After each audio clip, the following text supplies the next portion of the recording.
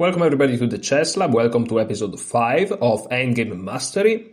In this series we try to bring you from an absolute noob to an absolute monster of the endgames. In the past few episodes we went through part 1, 2 and 3 of Silman's complete endgame course, or book, you can call it however you want it. This is the digitalized version of it. We are now in part 4, endgames for class C players. As we saw in previous episodes, this classification is more of a way to make things easier rather than actual classification, because in reality these concepts are already quite complex, and even grandmasters, when it comes to apply them in practice, make mistakes when it comes to these situations. So very complex. However, we are going through it. So let's keep going. We left yesterday at the square, the concept of the square of the pawn. We keep going with outside passed pawns. So let's go. So, in part 3, we learned that many pawn endgames could be won by the fox in the chicken coop technique. I didn't mention it then, but this is really just one example of the usefulness of an outside passed pawn. What is an outside passed pawn? It's a passed pawn that stands to the side of the main sphere of battle. Such a pawn is usually a very valuable commodity, since it can be far from the enemy king and thus pose a serious promotion threat, and or it can force the defending king over to deal with, leaving the embattled area where most of the pawns reside berthed of a defender. Sorry guys if I struggle to read through this, but English is not my first language. My first language is in fact Italian, and my experience at reading English is almost zero. I usually listen to it because I watch YouTube videos in English, or I speak it because I make these videos myself, but I almost never read it. And when I say this, in reality I do read English, because all my courses I have just the text version, but I don't read it out loud. So this skill of reading English out loud is really very little developed in me. So you will excuse that. Hopefully we can just keep going. I'll get better at it by doing this paradoxically, so we all win, but anyways. So,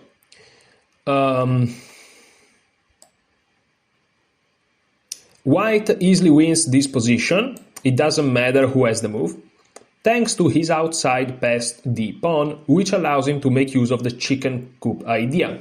By the way, there is a very important thing here that seems obvious, but is not. Let me explain. Here it says it doesn't matter who has the move. Now, in reality, this is super important, because you may say, well, it's obvious here, white wins. But it's not so obvious. When you're playing a game online, right, you're playing a blitz, you wonder about these things. Now, you may say, well, are you studying Silman endgame course for online blitz? Aren't you studying it for like classical chess? First of all, there's nothing wrong with studying whatever you want to study for whatever reason, but of course I'm studying it for classical chess. The point is, blitz can happen through classical chess when you are in time trouble. That's blitz. So, when you're playing online blitz and you're having certain types of doubts, you are going to have them in classical chess when you're down on time. And if you play a very good opponent and you hold your own, you're going to be down on time at some point. Maybe your opponent is as well, but again, that's even more like blitz. So, in this situation here, and you may say, but really this position gives you problems? Well, this position specifically, actually, can give me problems, but even if it's not this position specifically, you need to understand that this is what is called a simplified endgame, which is not simple, but you know what I mean. And maybe you are looking at this position from the distance, because you trade pieces and you manage to come here with your mind, and you have to be absolutely sure, without calculating any further, that this is winning for you. You understand? if you're playing serious chess, classical over the board. So the fact that here it says it doesn't matter who has the move, this is important. And it's important we understand, know, and accept that. So let's keep, I just wanted to throw this out there. Okay, let's keep going. So d5 check. King d6, king d4. Black's king is now forced to relinquish control over the key e5 square. e5 will be this dark square here. e5 over e5, we can see it circled in yellow. Why is e5 so important? Because this is a stepping stone square that takes white closer to the tasty morsels on g6, the backwards black pawn, and h5, the other pawn. So okay, king d7, they have to go back. They're trying to respect the opposition principle. King e5, king e7, this is all logical. d6, check, and now king f7. Now, if they tried to respect the opposition principle, they would just go to d7. However, Black's last stand, he didn't fancy, meaning he didn't like king d7, because here king f6, you don't just keep doing the little play, even though you could and you will win. The key idea, white gives up a pawn, his pawn in this case, which was used as a diversion, so he can feast on the unprotected black's army. So king takes, followed by king takes h5. And then you have the 2 against 0, which of course wins no matter who has the move, no matter where you win. Unless it's double pawns on the h5 or the a5, but you know what I mean. So king f7, and now king to d5 to really enter the e6 square. Also good enough is d7 instead of king to d5. King e7, d8 queen, king takes d8, king f6, and all of black's pawns fall. True. So king d5, but now king f8, king e8 doesn't matter. White will turn his d pawn into a queen by king e6, taking the opposition, king d8, d7. This actually wins by the promotion of the pawn, so that's pretty funny. But after king f8, king e6, king e8, so the promotion doesn't work.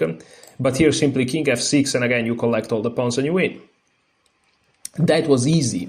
But white started out with an extra pawn, so the result is hardly surprising. Can white use the outside passed pawn in the same manner if material is even? Yes, he often can.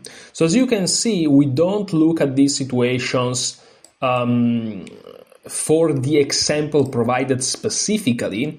We look at these situations to then being able to handle much more complex positions. This is very important to understand. This is easy, obviously. Again, easy on quotes, because when you actually play an endgame, you are not only playing, so you have more pressure, but also when you feel the position is about to get decided, which the endgame, of course, is that moment, you are even more agitated. Also in the endgame, on 100 endgames you reach, most of them you are tired because you just play the whole game. So your brain is at the weakest, your mind is at the weakest, you are at the weakest, physically even, right? You've been sitting down for hours, right? It's tough to play endgames. So a simple endgame here while we are studying is the very same position is much harder on move like 68 after playing for 5 hours or something. You know what I mean? So that's why studying endgames at the high level at least, and now that I want to face masters, I consider myself to be, I'm not a high level player, but I play against people that are high level. So I have to study these things seriously. Okay. This is a win for white for 2 reasons. Okay, so let's look at this position. Okay, so you can check, create a passed pawn, and then go collect the other 2 and push this one to win. But this is the idea, right? But again, you're playing, are you sure what happens? Do you calculate? You don't, you calculate, but you use some ideas to orient yourself. Let's see. To orient yourself, perhaps the accent was wrong, I don't know. Okay, so this is a win for white for 2 reasons. 1, he has the outside passed pawn. Again, there are no passed pawns in this position, however, white can easily create one, and he will create one. If black doesn't take, of course, you just take yourself, and then you have b4, which is a passed pawn. So 2. Black's kingside majority is devalued since white's one kingside pawn freezes both black units. Remember the concept of the one pawn against 2, which is the same basically. I have another tab open, guys, to take a look at my trades. You know, I'm doing dollar trading. Meaning every time I take a trade, if the trade goes wrong, meaning I fail, I am wrong, let's say, even though it's improper wording, I lose $1. You know, I'm learning. So, okay. I take like one trade every few days. So, anyways, so c5 check. And I'm in a trade right now. I just took it previously, and I'm just, you know, sometimes I look up on the second screen and I look at the trade, how it's doing. That's just, you know, just to tell you. You didn't care, but I just still told you. Okay, so c5 check, b takes c5, b takes c5, king e6. So notice what happened even before king e6. We created a passed pawn. All right, if you're a beginner, it's important to understand if the king goes somewhere else, you again create the passed pawn anyways, and then you just grab the pawns. So takes, king e6, trying desperately to turn his own majority into a passed pawn, because of course that can be done. The routine king c6, this will be what you do when you're trying to get the opposition thing, right? But it offers no hope, because now you go king to e5, king c4, king c7, king d5, with the idea king e5, king f6, is also game over, perhaps what I would have chosen, but of course king e5. King e5 is probably what you play in blitz. King takes e5, king f6, king d6, king takes f7, and you just grab this pawn, then you go to h7, and you have the red carpet, as I like to call it. But okay, after b takes, they played king e6, and here king to c4. Clearly bad is c6, which again, it's funny because it says clearly bad is c6. Really? Is really clearly bad? King d6, c7, king takes c7, king e5, king d7, king f6, and king e8. Look at that. And he defends his pawn, and we don't have a way to like boot him out. So that's pretty cool. However, instead of king c4, if we go back after king to e6, isn't king e4 just as good? The answer is no, since black could then create a passed pawn with f5. Now, if we just move the king, we may be the one losing, probably, right? So we can play g takes f6, and here after king takes f6, it's just a draw. If they don't play king takes f6, if they play g5, then c6, and one of white's pawn will soon turn into a queen. This is the concept of the trousers. This is a concept that I learned from Daniel Naroditsky, you know, late Daniel Naroditsky. Watching one of his videos, I remember learning this concept of the trousers. That's the name of these two pawns that is like two big trousers, right? And okay, for a second I thought I left something on the kitchen, you know, but no. Okay. Anyways, so c6 and one of the two pawns just goes, because if you take this, you're outside of the square, and if you move towards this, I push this, if you move towards this, I push this, and you can't catch them both, while this pawn can be easily stopped by the white king. But let's go back before g5 at g takes f6.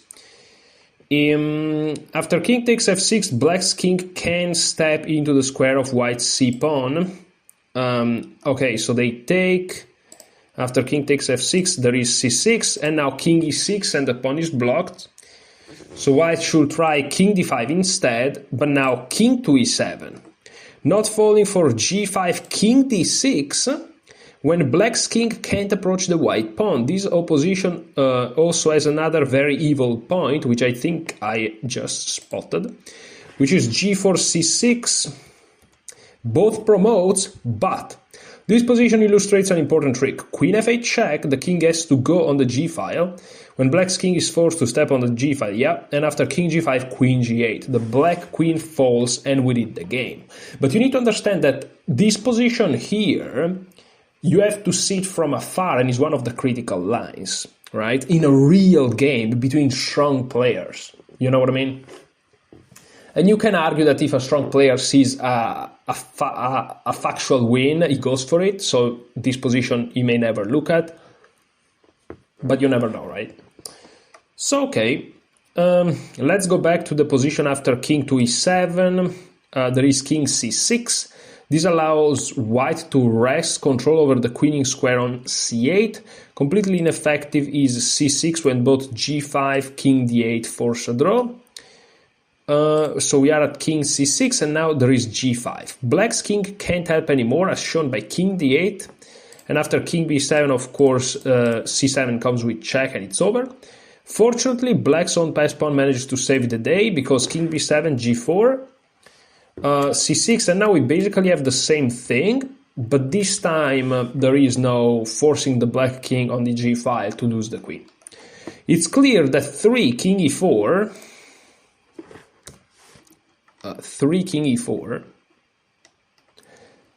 so here king e4, failed to get the job done, and that white's king needs to be on the queen side where it can help its pawn rush for a touchdown. Hence the strength of king c4. So okay, so if we go back after this move, we play king to c4. Okay, we looked at the reasons why the other things fails.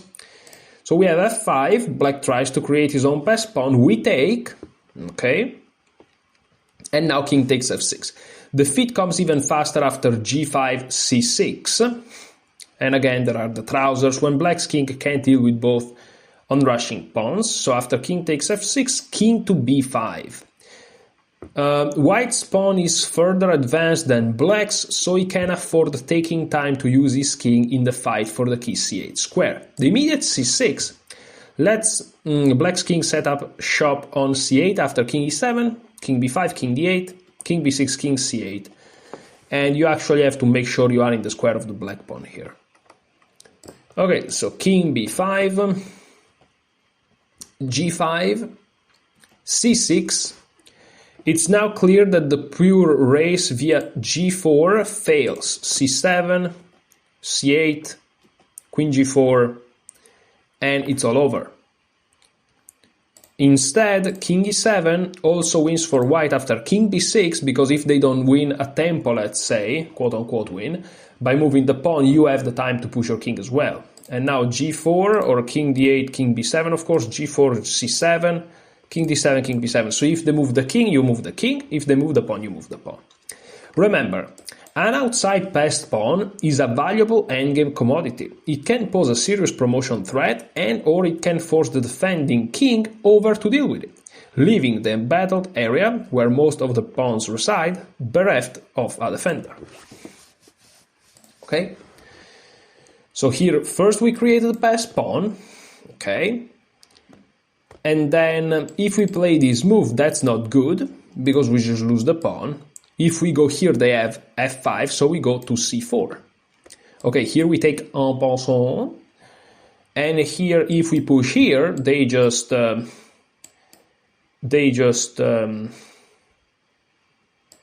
if we push here, they actually go here, yeah. And no matter where we go, they manage to set shop here and they're good to go. Okay, so we have to go here. Just making sure that I'm in time to stop the pawn. Okay, now we have to push. Okay, but I still have to calculate, like I calculated briefly. I can't just go out of principles in such a concrete thing.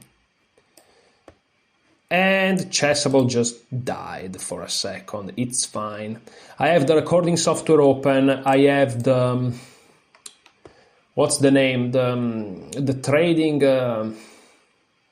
exchange open, the trading software open, and all these sucks from the computer, you know, they suck from the computer quite a bit. So it's understandable that he's struggling a little bit. Okay, so minor piece endgames. Ooh, this starts to get exciting, guys. So let me eat a little bit. I have my eggs here. Okay, here are my eggs. You didn't almost saw them, but it doesn't matter. I'm eating my 3 daily eggs.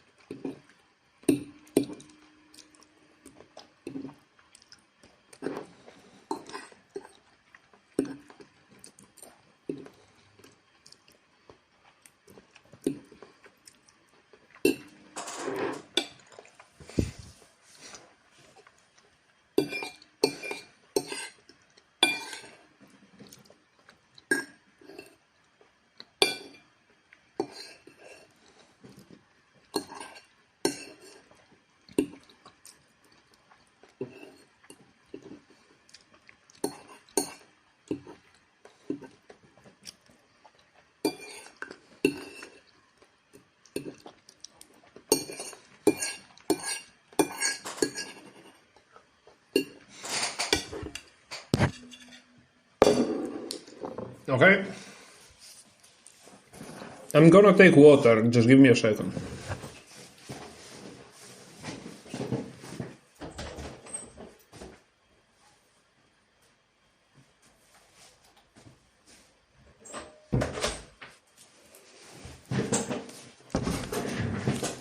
Okay. So let's keep going. Very few people study minor piece endgames, and this is certainly not the place to enter into the many complex situations that can occur when bishops and knights rule the board. However, the C class is an excellent place to dip your toes into shallow minor piece endgame waters. Don't worry, it will be painless and very useful, since the few positions we will explore all turn up regularly and allow you to save many situations that at first glance seem completely hopeless. This sounds very nice. Bishop and wrong-colored rook pawn versus long king. Okay. One of the most surprising and common miracle saves features a position where white enjoys a bishop and pawn versus a lone king. This sounds like it should be resignable, yet it can be salvaged if the pawn is a rook pawn, the pawn's queening square is a different color than its bishop, the defender king can reach the queening square, or any of the squares touching the queening square. This still sounds crazy, doesn't it? Let's take a look at a few bishop and pawn versus king positions, and before you know it, you'll soon completely understand the dynamics behind the miracle save mentioned above. Okay?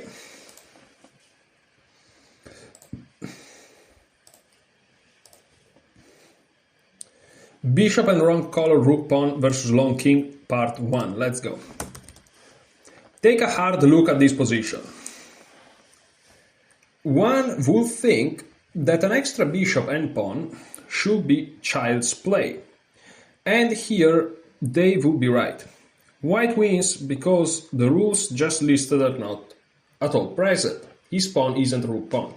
Rule: a bishop and safe non-rook pawn versus long king is always a win. Finally something makes sense.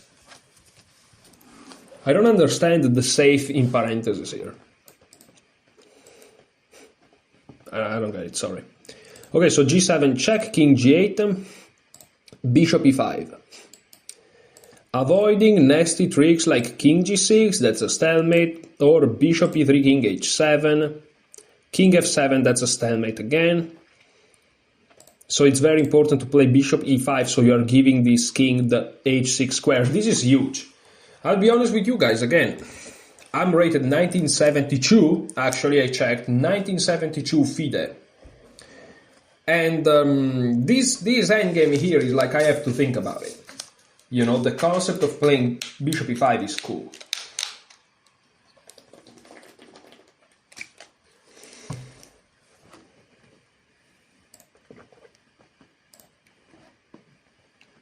or like bishop d6 or whatever, but bishop e5, king h7, king f7.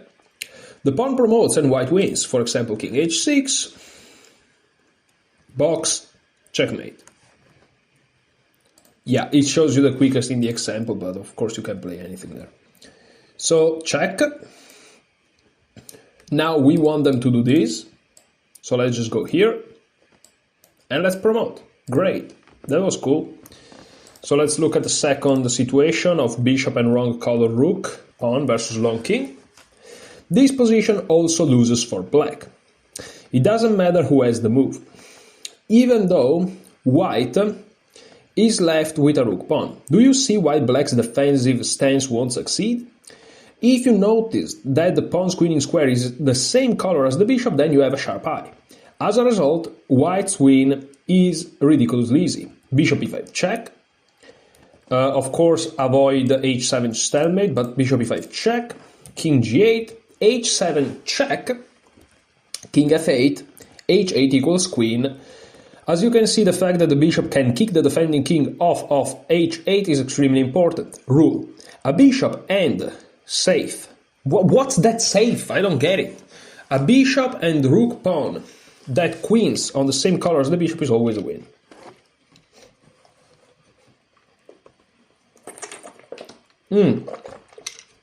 Maybe safe means that doesn't get captured, I guess. Okay, thank you. Okay, it's one of those situations where, if I understand correctly, it still doesn't make sense to me, which makes sense the fact that I didn't understand it in the beginning. Okay, I don't know, but maybe I don't understand. Like, what's that safe? Okay, so bishop and wrong colored rook pawn versus long king, part 3.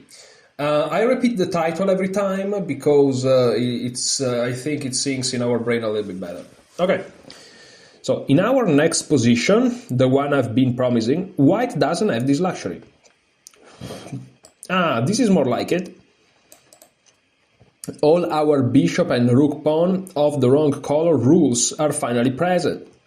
Yeah, because there is the pawn on the rook file, there is the promotion square on the opposite color of the bishop, and the black, the opponent, the defender, king, I should say, is in the corner. Now black draws easily, since white just can't get that blasted king away from h8. Still don't believe it? Let's try. So bishop f5. Okay, this is hardly a brain-shattering move, but h7 is an immediate draw by stalemate, while bishop d5 is yet another way to stalemate black's king. So bishop f5, king g8, h7 check, what else? Other tries also get nowhere, for example, bishop e6, king h8, king g5, king h7, bishop f5, king h8, and white is making any progress. So h7 check, now king h8, and here king to g5, but now simply king to g7. And black just moves back and forth between g7 and h8 until stalemate is delivered. White gives up his pawn, or the universe as we know it ceases to exist. Yeah, that's perhaps the most likely possibility. Rule: bishop and rook pawn that queens on the opposite color as the bishop versus lone enemy king is a draw. Okay. Well, there's not much we can do, really. Defending these positions, I will say it's easy. And as soon as I say it becomes complicated and we're screwed. Okay. Bishop and wrong color rook pawn versus long king 4. Clearly, once you achieve this endgame, it's a no-brainer to draw. That means that the only hard part is creating it, if you were in trouble, or avoiding it, if you were winning. The rest plays itself. Here is an illustration of both these possibilities in one example.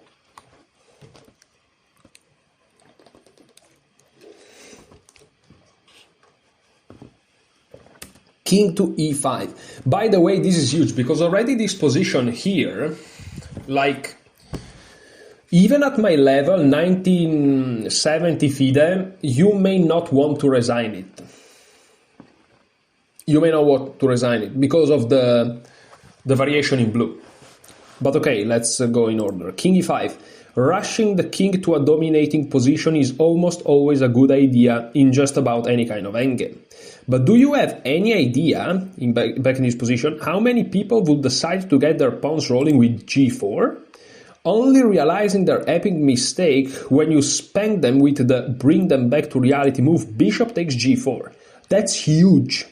After king takes g4, king g7, black can dance around the table celebrating the fact that the game is a dead draw. That's crazy. Okay, but king e5 was played, bishop c8, king f6. The king annexes even more ground before getting his pawns moving. Bishop to d5, bishop to d7, and now bishop f5, of course. If they simplify to a pawn endgame, we know this is obviously clearly winning because we have two pawns and they are not doubled. So bishop e8. Of course, trading bishops leads to a resignable king and two pawns versus long king endgame. Now we can start rolling the pawns because of course they're not under capture. Now this pawn can safely move up the board. King g8. A funny try is bishop h5, hoping for g takes h5. That's actually interesting. When we have a draw, even though black is down a bishop and two pawns. Fortunately for white, the simple g5 keeps the win well in hand.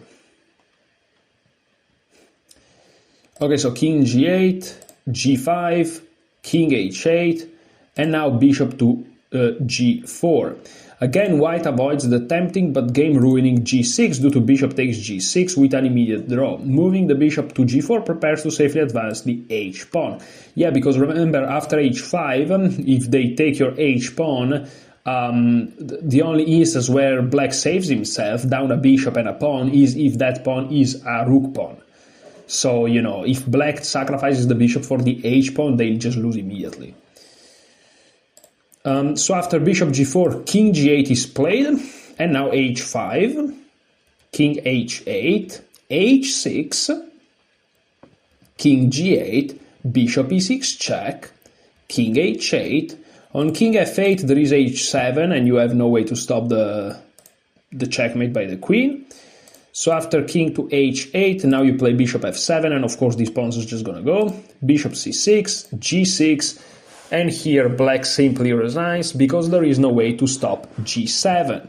The killing g7 will follow. As you can see, it's imperative that you know of this trick so you can avoid it, and that you keep it in mind when things are going badly so you can salvage a half point when everyone else has counted you out. I will say that even at a relatively high level, this is like the correct position where you resign. Here is where you resign because you're getting mated.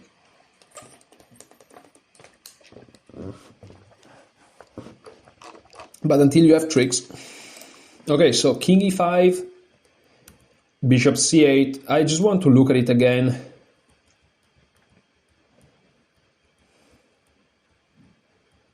Yeah, that's very nicely executed. Very nicely executed. I don't know if I would execute it so nicely. So we go up, we really take some, you know, some good control, and then we push. Okay, now this is a little bit different. This is the long king against what? Knight and rook pawn on the 6th or the 7th. Okay, this is interesting. This is interesting. How many things do we have after? Wow, a bunch. Okay. Let's go back. Let's keep going. It's a long chapter, this chapter, but we are already at a much higher level, so it's cool. Okay. Sorry, let me. I'm gonna do something on my chart software here. I'm gonna just make sure that I click on the right things, like these. Let's go. Let's go. Shoo. Okay, let me actually. Yeah, perfect. Okay. I'll be with you guys in a second, you'll excuse me.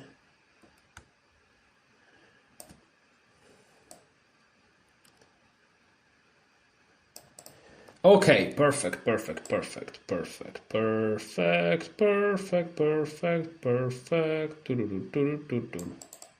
All right, so let's keep going. We have just seen, so here it's white, the side pushing with a knight and a pawn. We have just seen an important instance where a bishop and pawn can beat a lone king. Surely the flexible knight is immune from such anomalies. One would think that a knight and a safe pawn will always beat a lone king, but there is one important exception. Rule: a knight and a safe pawn against a lone king is always a win for the material advantage, except when the extra pawn is a rook pawn and that rook pawn is on the 7th rank. What? That's confusing. So let's try to understand it a little bit better. Or maybe I do understand. Okay. We have seen that this is why endgames are crazy, is because they are so counterintuitive. You really have to think differently to be good at endgames. You have to think geometrically chess, very chessy. You have to think chessy, you know? Very chessy. You have to think like geometry. We have seen that rook pawns often create exceptions to otherwise ironclad rules. And this is yet another case of the rook pawn curse. The following example shows why the knight and pawn win under normal circumstances. The pawn's not on the 7th rank. Even though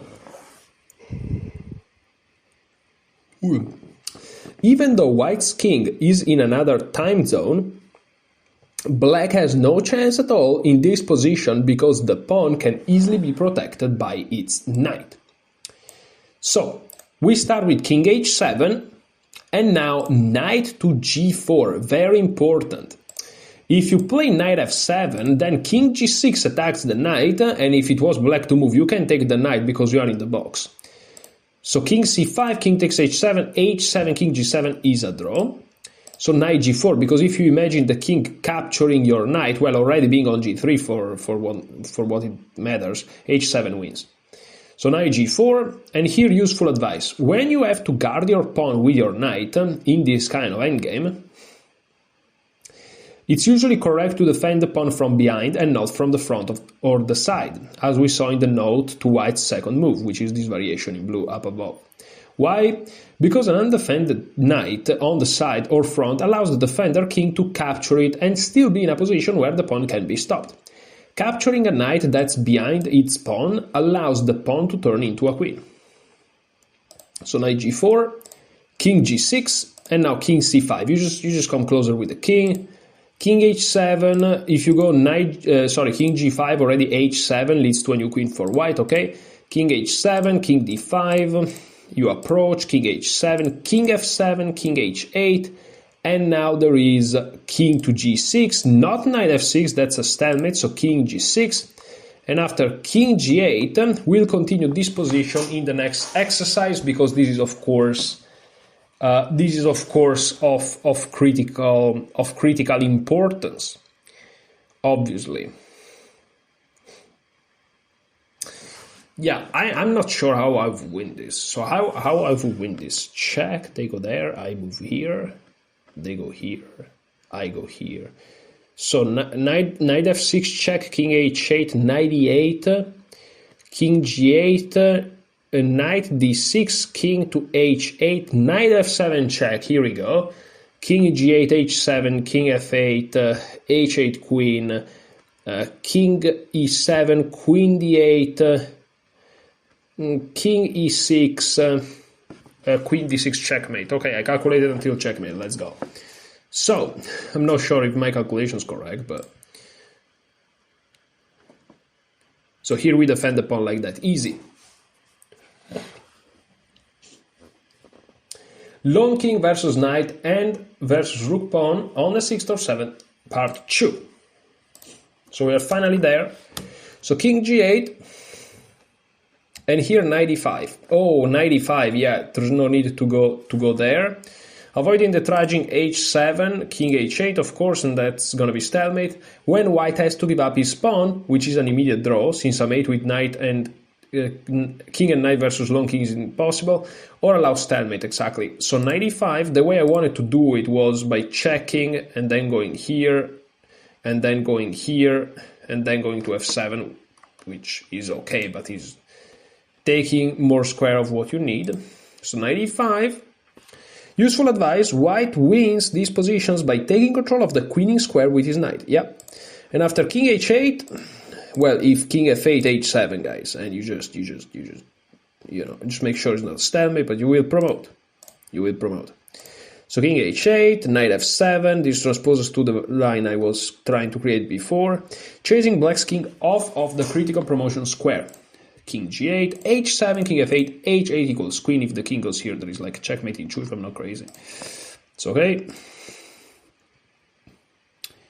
So here we go, here, here, and we will promote to a queen. So, lone king versus knight and rook pawn on 6th or 7th, part 3. But this is an informational. So let's see what the informational tells us. It seems that the knight's ability to control any colored square, unlike the bishop's, assures that knight and pawn victory over a lone king is all sane situations. However, as stated earlier, there is one tricky situation that must be avoided or played for if you are deciding trouble. Here we have the miracle save that was promised in this section's introduction. Black's king controls the queening square and the rook pawn is on the 7th rank.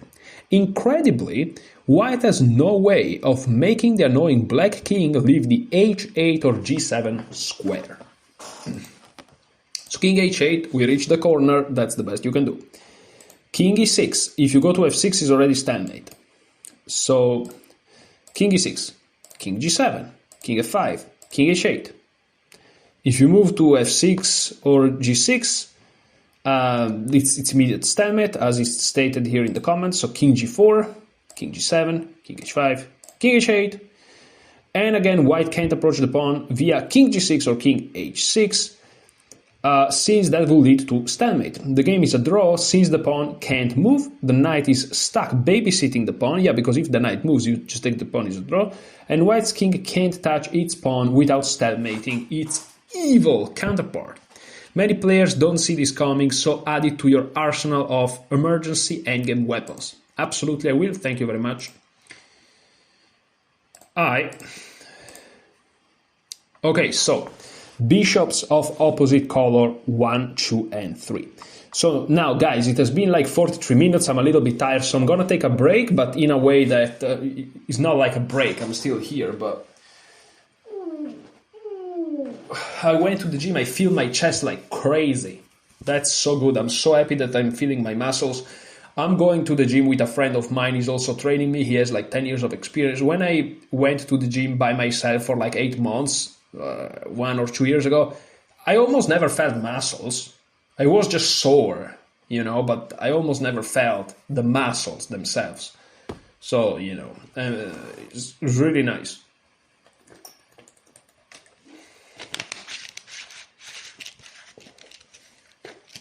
I already added some weight from 72 kilos to like 74.4, measured this morning, after peeing, obviously, after waking up. But it's because I'm eating a lot. It's not muscles, it's food. But of course, you know, we also build some muscle because we just add weight and build muscle, both. That's the bulk. So, okay, so the break consists, other than me talking about my muscles, which I don't know how much is of interest of you, let's just look what's left. I'm curious. So there is bishops of opposite colors, okay, and then rook endgames start. Wow, that's gonna be super cool. Oh, the Lucina position immediately. That's very nice. Then there is the Philidor position, which is also very, very nice. And then there is like 3, 4 Philidor position deep dive. And then trap the enemy king away from the action. Very interesting. And then there is queen versus king and pawn. That's crazy. And there are like some lines like that. That's actually very complicated. And then there is summing up.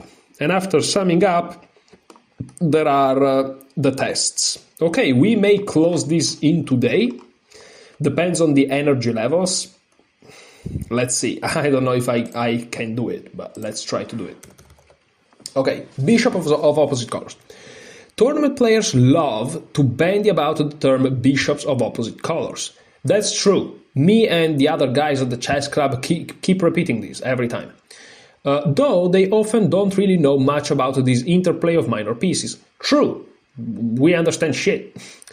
In the middle game, bishops of opposite colors is thought to be an advantage for the attacker, since one bishop can't defend what the other attacks. However, in the endgame, bishops of opposite colors can give the defender serious drawing chances in positions that one would think are losing. For example, a one-pawn advantage is often inadequate to score the full point. The current position is hopelessly drawn. Even though Black's king is off on vacation, White has no chance whatsoever of winning this position, since Black will just snap off the pawn if it ever moves to f6. You can imagine White eventually trying to push this pawn, because otherwise you can't win, but Black just takes it, and then king and bishop against king, you can't win. So, okay, as you can see, the concepts are adding up to each other, which is very, very nice to see. This is another easy draw. Whoa, what? How can you say easy? As soon as I see pawns, my brain melts immediately. Sorry, guys, but what's going on? So this is another easy draw, okay? International Master Silman, okay? White enjoys a dominating king position and the extra pawn. Nevertheless, Black draws in mindless fashion by moving his bishop back and forth along the a1 to h8 diagonal. That would be the long, dark diagonal.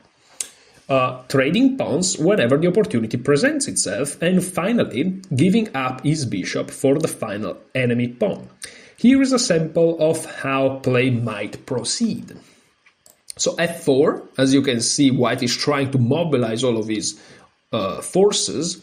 Bishop a1, Black starts this very advanced maneuver called I move back and forward with my bishop.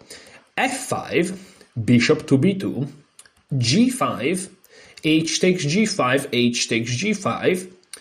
Also useless is if you try a trick with h5, because now g4, f6, bishop takes f6, and after h6 there simply is g takes h6. And, well, White can't win. Now White is kind of defending. What's going on? Oh, king takes f6. Okay, but yeah, just king and bishop. And though the bishop has been looped off, White has run out of pawns and can't win. Yeah. Okay, but h takes g5, bishop to a1, again, going back and forth, king h7, a tricky try. The immediate f6, g takes f6, g takes f6, bishop takes f6, again is a draw. And king to h7, bishop b2, f6, g takes f6, but I was wondering exactly, Black could also play bishop takes f6, yeah. G takes f6, g takes f6 with a draw, so g takes f6, and now g6, that's the magic try. Threatening to win now with g7 when the bishop can't jump off of his pawn, but of course there is f5, and after bishop takes f5, bishop a1, and you just hold the diagonal, you hold the dark squares, and you're good to go. With bishop a1, b2, etc. to follow until White agrees to the draw out of sheer boredom, or the 50-move rules. That's crazy, bro. Endgames are so brutal psychologically. I think that endgames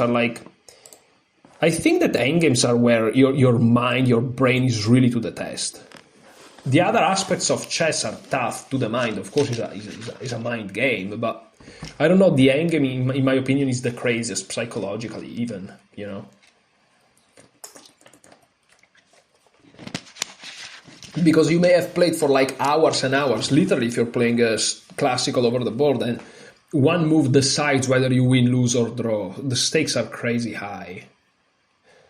Like, if you make a blunder in this type of endgames, you feel like you're dying. It's the worst thing ever. Anyways, let's keep going with bishops of opposite color, number 3. This position shows one of the main problems the stronger side faces when bishops of opposite colors exist. The passed pawn on e6 is firmly blocked by black's king, and white's light square bishop is unable to influence anything on that color. Thus, it can't make the king step away from its blockade, nor can it attack black's kingside pawns. Black draws by keeping his king planted on e7, and by keeping his bishop on the a1 h8 diagonal, again the dark square diagonal, the big dark square diagonal. In this way, the passed pawn on e6 will never get anywhere, the h6 pawn is defended by the other pawn, and the g7 pawn is firmly and permanently guarded by its bishop. Again, mindless back and forth action by bishop a1, bishop b2, bishop a1, bishop b2 is all it takes to split the point. We'll continue our look at bishops of opposite colors in part 5. Useful advice? When you are in trouble, an excellent last stand strategy is to trade into a bishops of opposite colors position. Yeah, that's actually extremely useful and advanced. Okay. I'm gonna try to lower my chair a little bit. I'm gonna try to acquire a better posture with my own back. With my back, a better posture with my back. Let's try. Okay. So let's exit. Rook endgames. Okay, this is where shit's about to get real. Okay, this is where it starts to get crazy, guys. Okay, so most players feel helpless when they enter a rook endgame. This is quite unfortunate since rook endgames occur often. In fact, they are more common than any other kind of endgame. This is true. One thing that keeps players from studying such endgames is their apparent complexity. Who can understand and or memorize such things? Which endgames are important and which ones are a complete waste of time?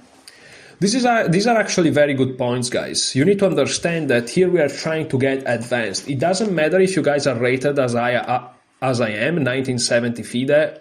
If you're lower rated, if you're higher rated, you can be rated 800 on Lee chess, okay? But we are trying to be serious about our chess.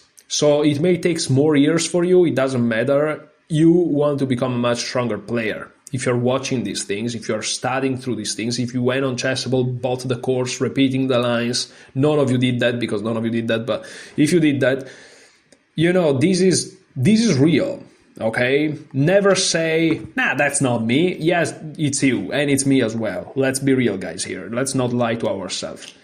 So it's tough to study these things, but let's go. So, one thing that keeps players... Okay, I already read that. Here we'll begin our rook endgame education with 2 must-known positions. So these positions are extremely important because they are relatively typical, like they happen, and they allow you to win the game. The Lucina position and the Philidor position. Are they hard to understand? Do they take hours of effort to master? No. The basics of the Lucina and the Philidor can be completely assimilated in 30 minutes to an hour. In return, you'll find they occur remarkably often, and they will both serve as a lifelong guidepost on how to handle and they will both of them, serve as lifelong guideposts on how to handle all other far more complex rook endgames. And so the thing about these two typical positions, which I know them kind of, but of course I need a refresh. The thing is that there are more complex endgames, and of course if you take a simple endgames that occurs often, everything that is more complex than that, like it happens even more often exponentially, Like positions that lead, like the Lucina and Philidor positions by themselves, they may happen like once every, let's say, let's just throw a number out, once every 100. It means nothing, but it's to make you understand the point. Positions then can end up being in the two typical positions, they happen like 20 out of 100. You know what I mean? Like, it's important to, like, the more complex encompasses so much more endgames, right? So it's important to know these things. Okay, it's time to learn. Yes, you will completely master this particular ending in the next few minutes. The holy grail of rook endings. I'm actually excited, dude. That's so cool. The sacred key that allows you to know what to avoid when defending a pawn down rook endgame, while also giving you the knowledge to know what to head for if you have the superior side. Let's go. Useful advice. Oops. This is one of those bits of chess knowledge that every serious player must possess. It's that important. From experience, I have to say this is true. The Lucina position, first published in 1634 by Salvio, for some reason it wasn't in an earlier book by Lucina, is a simplified, or Lucena, I don't know if the guy is Italian or not. I say Lucina because that's how English speakers say it, but Lucena, I have no idea. Okay. Is a simplified position where one side has a rook and a non-rook pawn on the 7th rank, the king in front of its pawn, while the other side just has a rook. The position shown here shows us the particulars.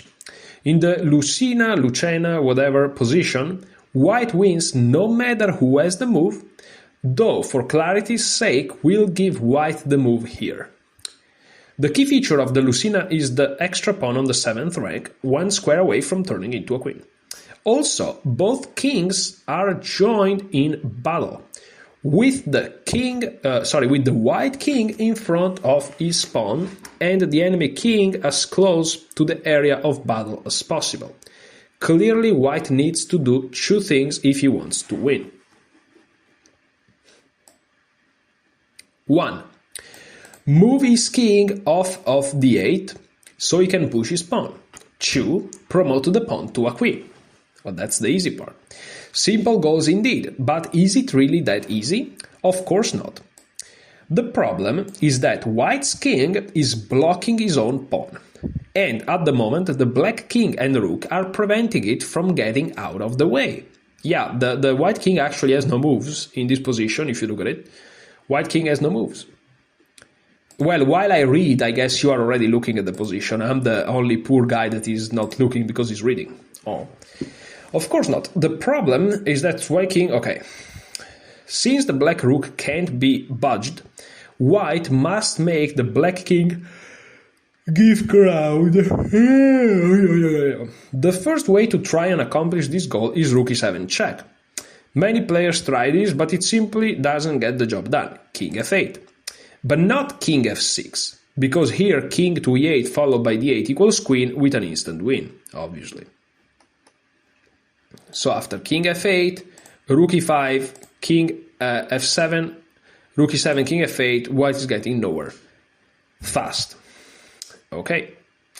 Since this fails, white should play rook f2 check. So in this original position, rook f2 check. This is far more to the point. Since king e6 allows king e8 followed by d8 equals queen, black has to step to the side and give the white king room to wander. So rook f2 check. Useful advice. Trapping the enemy king away from the action is almost always a good thing to do. King g7. After king g7 comes a key moment. Of the following moves, let's go up then, which one do you think is correct? So we have king to e8, so the king steps here. King to e7. We have rook to g2 check or rook to f4.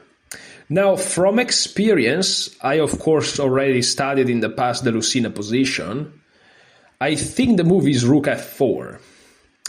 Because, well, if you play rook g2 check, they just go back and you go nowhere.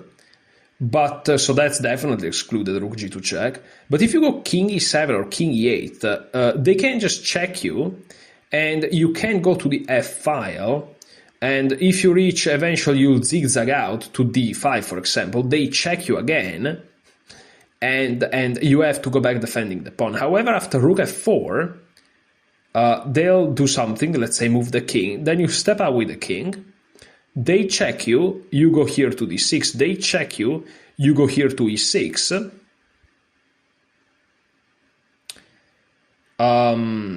they check you again, let's say, and then you can go to d5, because you will have, if they check you again, a rook d4. So let's take a look at each other, at each choice, and do study the flaws of every move, since it will help you acquire a clear understanding of what to avoid. Okay. Wrong. King e8 is wrong, threatening to promote the pawn. Rook e1, king d8, rook c1, and white hasn't made any progress at all. King e7, again threatening to promote the pawn. This is the move almost everyone tries. Yeah, I've tried it. In these positions I've tried it. Rook e1, king d6. It seems the white king is at least free to roam.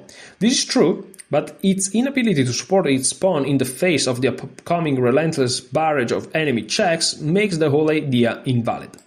Rook d1, and now king to e6. Of course, if you go to e5, this is a draw. So king e6, rook e1, king f5. White's king is safe. Is he going to win? Rook d1. Nope. No, he's not. The rook move brings white back to reality. The pawn can't safely advance, and it's threatened with capture. White has no choice but to defend with his king. So king e6, rook e1. So let's go back to the original position. Wrong is also rook g2 check. This silly move helps black by allowing him to move back to f7, once again rendering the white king immobile. Thus, the right move for white is indeed rook to f4. So rook f4. This certainly looks odd, doesn't it? However, the idea of using the rook to shelter its king from upcoming checks makes sense. The legendary Nimzovich described this maneuver as building a bridge. Rule: the building a bridge maneuver is the winning idea in a Lucena position. Let's see how rook f4 works. So let's say rook c2. Black can't improve his position, so he marks time. King e7. Only now should the white king leave the cover of the pawn. Since a promotion is threatened, black must go into checking mode. So rook e2 check, king d6, rook d2, king e6. Don't toss the queen out of the window with king e5, of course, because rook takes d7, so king e6, rook e2, king d5, rook d2, rook d4 here. The bridge has been built, and the pawn's promotion to a queen can no longer be prevented. Black resigns. We can now sum up the winning ideas. Force the black king away from the action via rook f2 check. Prepare to use your rook as a check-blocking, bridge-building agent with rook f4. Move your king away from the front of the pawn. Block the opponent's desperate checks with the rook, which effectively ends the game. Congratulations, you have now mastered the Lucena position. Congratulations, guys. Congratulations. Okay, so let's now try to do it. So first things first, the king has no moves. We need to make space for the king. So we check the black king. If they went here, we just go here with promotion. Now, here what do? If we go out, they just check us. If we check the king, they just go back. So we try to build the bridge. If we go to f5, they win a tempo immediately. It's not super cool. So we go to f4 with the idea of building the bridge like this. So rook f4 is the move. And now they waste a tempo because they have nothing else to do. So we go king e7. Here we escape. Well, and here we build the bridge. Here we go. Very nice, guys. Very nice. That was cool. That was cool. The Philidor position, a critical defensive stand. Let's look at this. Now that you have mastered the Lucena position, you did master the position, didn't you? Don't put pressure on me. We will take a look at something that's almost as important, the Philidor position. Oh, so this is not the Lucena, this is the Philidor, okay. We will take a look at something that's almost as important as field or position. Okay, who can remember such strange names? Fair enough. Let's follow the old adage that says a picture is worth 1,000 words. White's up a pawn, enjoys the superior king, and... What? What do you mean enjoys the superior king? What? What? Black's closer to like the action of promotions and stuff. Okay. And apparently has the more active rook. Though, I just listed the 3 serious pluses for white, this is a dead draw. However, people lose this kind of position every day, so you must know what you're doing. Fortunately, the drawing idea is very simple, and by the time you finish reading the material about the Philidor in part 4, you'll be able to draw any grandmaster in the world with ease. We'll return to this position soon, but first let's take a look at some things that can go wrong for the defender. Okay. So the Philidor position I actually don't know much.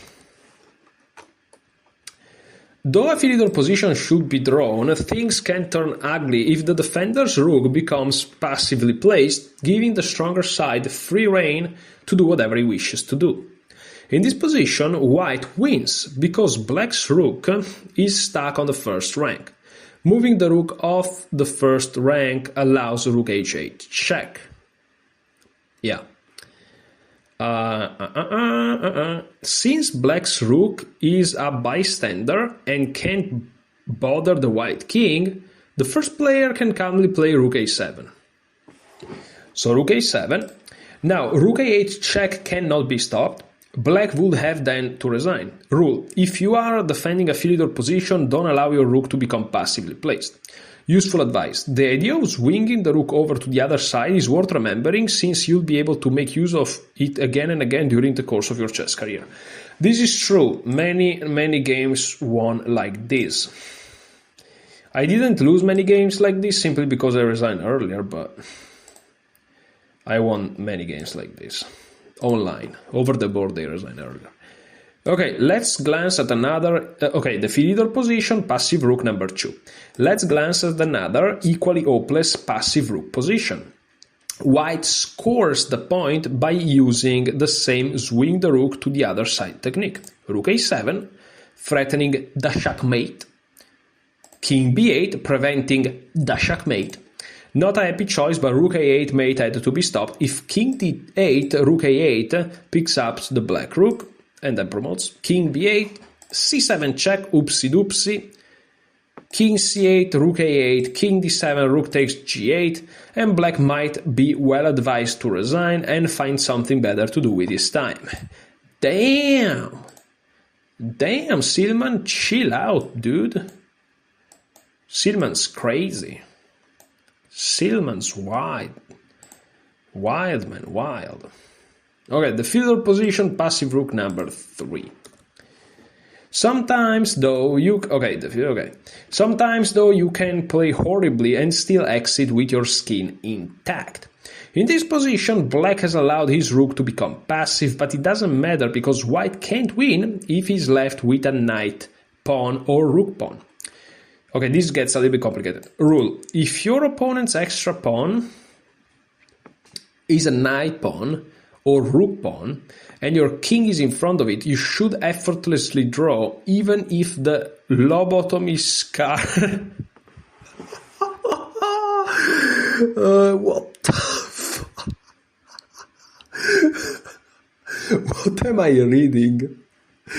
What do you mean lobotomy scar? Bro, he really said that. I think this has to be Banzea. It can't be Silman, dude. If your opponent's extra pawn is a knight pawn or rook pawn and your king is in front of it, you should effortlessly draw, even if the lobotomy scar hasn't completely healed yet. What? That's so funny. If only white could... That's so funny. If only white could swing his rook over to the file left of the a file. Sadly, such a file doesn't exist. Because of this, white can't force a catastrophic back rank check, as occurred in the previous position after rook a7, and as a result can't win the game. So, rook b7, king a8. Of course, if you go to c8, there is rook a7. That's not good. But then rook b8.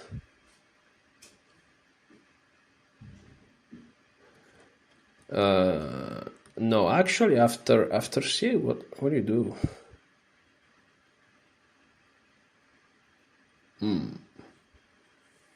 That's weird. Okay, anyways, maybe king c8 is also fine at this point. Oh no, king c8, there is rook a7 perhaps.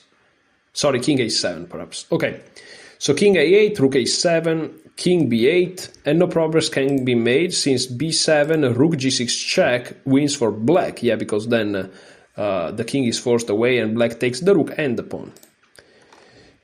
So, okay, remember, these kinds of passive rook positions are winning for the stronger side if the pawn, which is on the 6th rank, is a bishop pawn, queen pawn, or king pawn, thanks to the possibility of swinging the rook over to the other side. However, a knight pawn or rook pawn is hopelessly drawn, since this swing the rook over maneuver is no longer possible. Okay, fair enough. And now let's look at pure Philidor.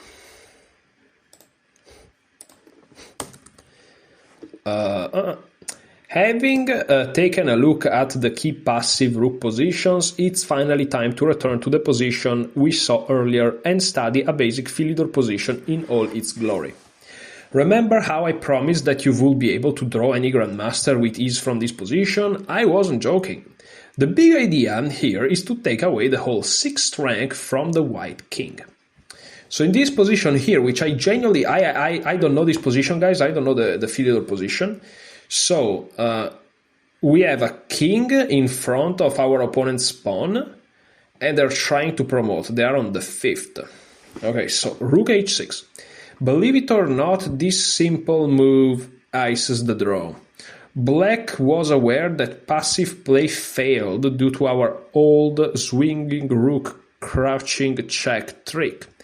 Rook f7, while let white check our king, is a common line of reasoning, but stopping such a check turns out to be unrealistic after rook a8, when rook a7 can't be prevented and white wins. But why didn't black play for the active rook with rook h1, threatening to check on d1? Because after rook g7 check, king e8, white has the strong king to d6, interesting. Suddenly black can't maintain a cascade of checks since rook h6 runs into e6, using the pawn to block the check and threatening rook g8 checkmate.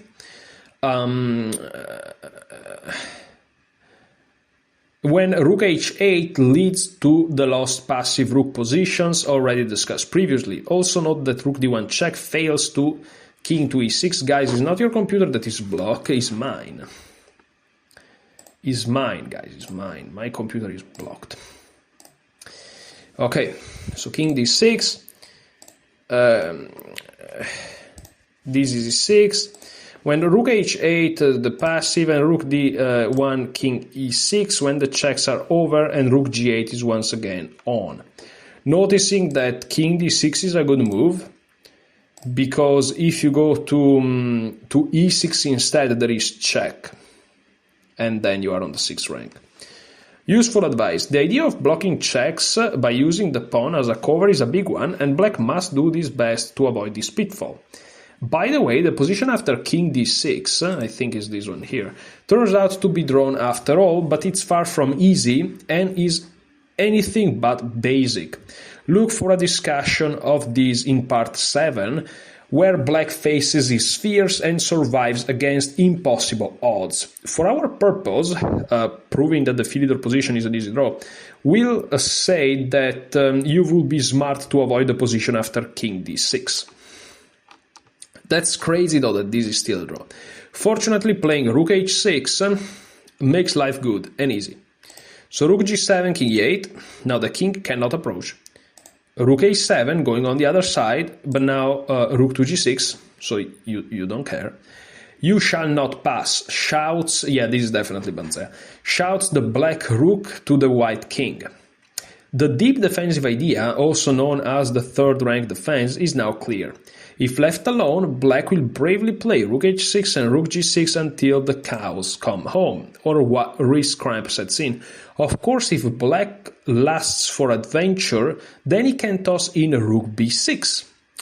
A longer and more flowery move, but it all amounts to the same thing. White kings desperately wants to step forward but can't due to the blocking power of the black rook.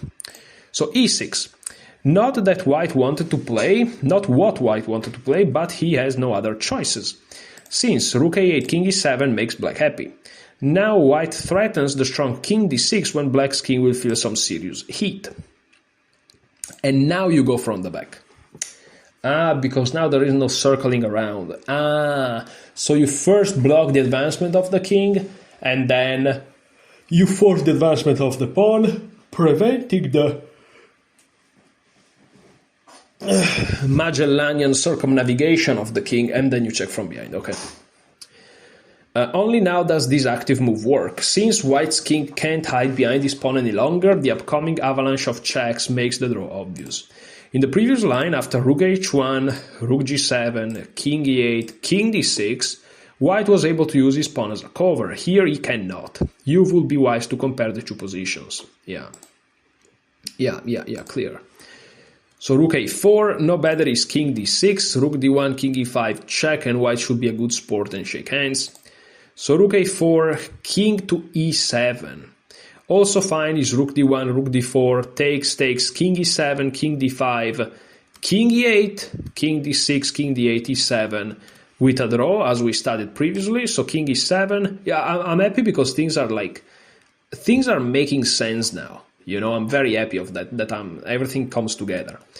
So king e7, rook a7, king e8, white can't make any progress at all. I strongly recommend that you ponder the ideas in this very common endgame.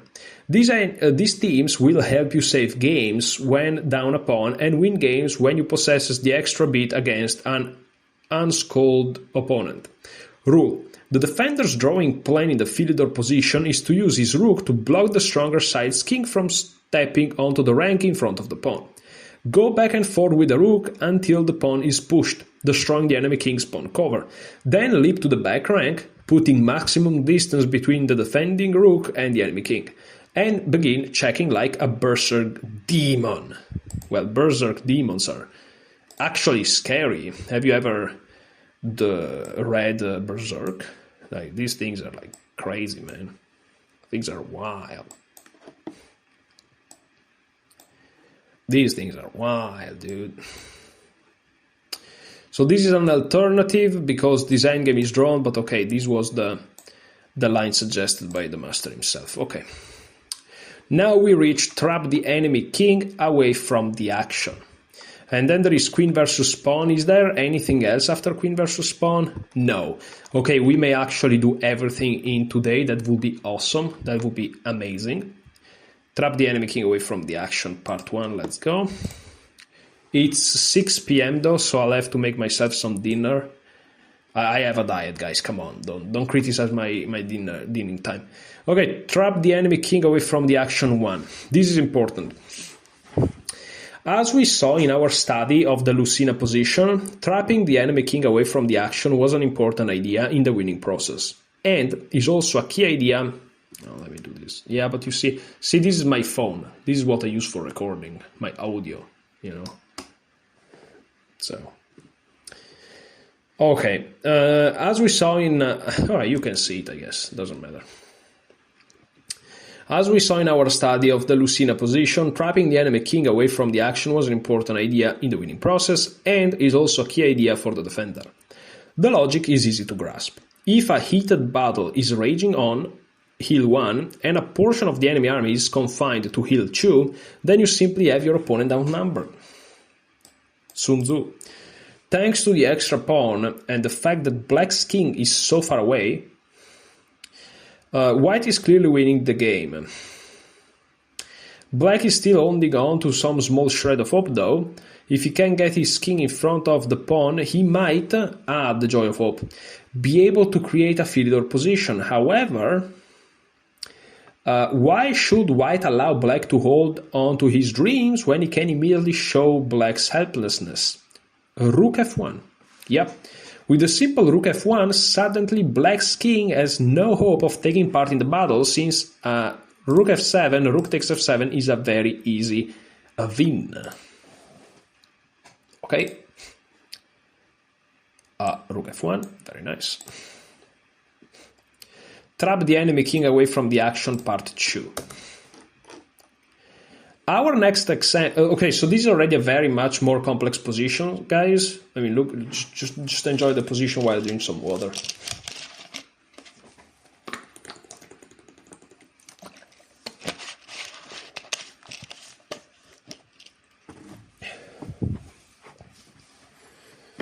Okay, so white to move will win. Our next example shows this trapping the king away from the action idea used defensively. Okay. White to move will win by king c5 when the d5 pawn will fall. For example, rook g5, rook d6, king e7, rook takes d5. However, black to move saves the game because of rook c8. Suddenly, white's king can't join the battle against d5. Play might continue king b6. Rook h7, king d6 only helps black, while rook h5, king d6 has the same effect. So after rook c8, they can try king b6, but now rook to c2, you know, both sending the king away and attacking this pawn, letting white know that his f2 pawn isn't a tower of strength either. So rook f6, rook to c1, black has no intention of giving up his control over the c file. Without a king, white can't hope to win, draw. Useful advice: trapping the enemy king away from the action for either defensive or offensive reasons is often a very effective strategy. So let's just go with it. Fair enough. Queen versus king and pawn. Okay, so now starts a very taxing part, because the queen versus king and pawn is potentially annoyingly complex. I've seen endgames where grandmaster have stayed like 15 minutes, 20 minutes thinking. There was a top game, I don't remember between who. Perhaps it was Vallejo pawns against somebody, or somebody against Vallejo pawns. And one of the two guys like thought forever, man. Crazy. He was winning though. I don't know if he won though. I still have to study this, sorry. So let's go here. 41 out of 65. Yeah, I think we're gonna knock it out.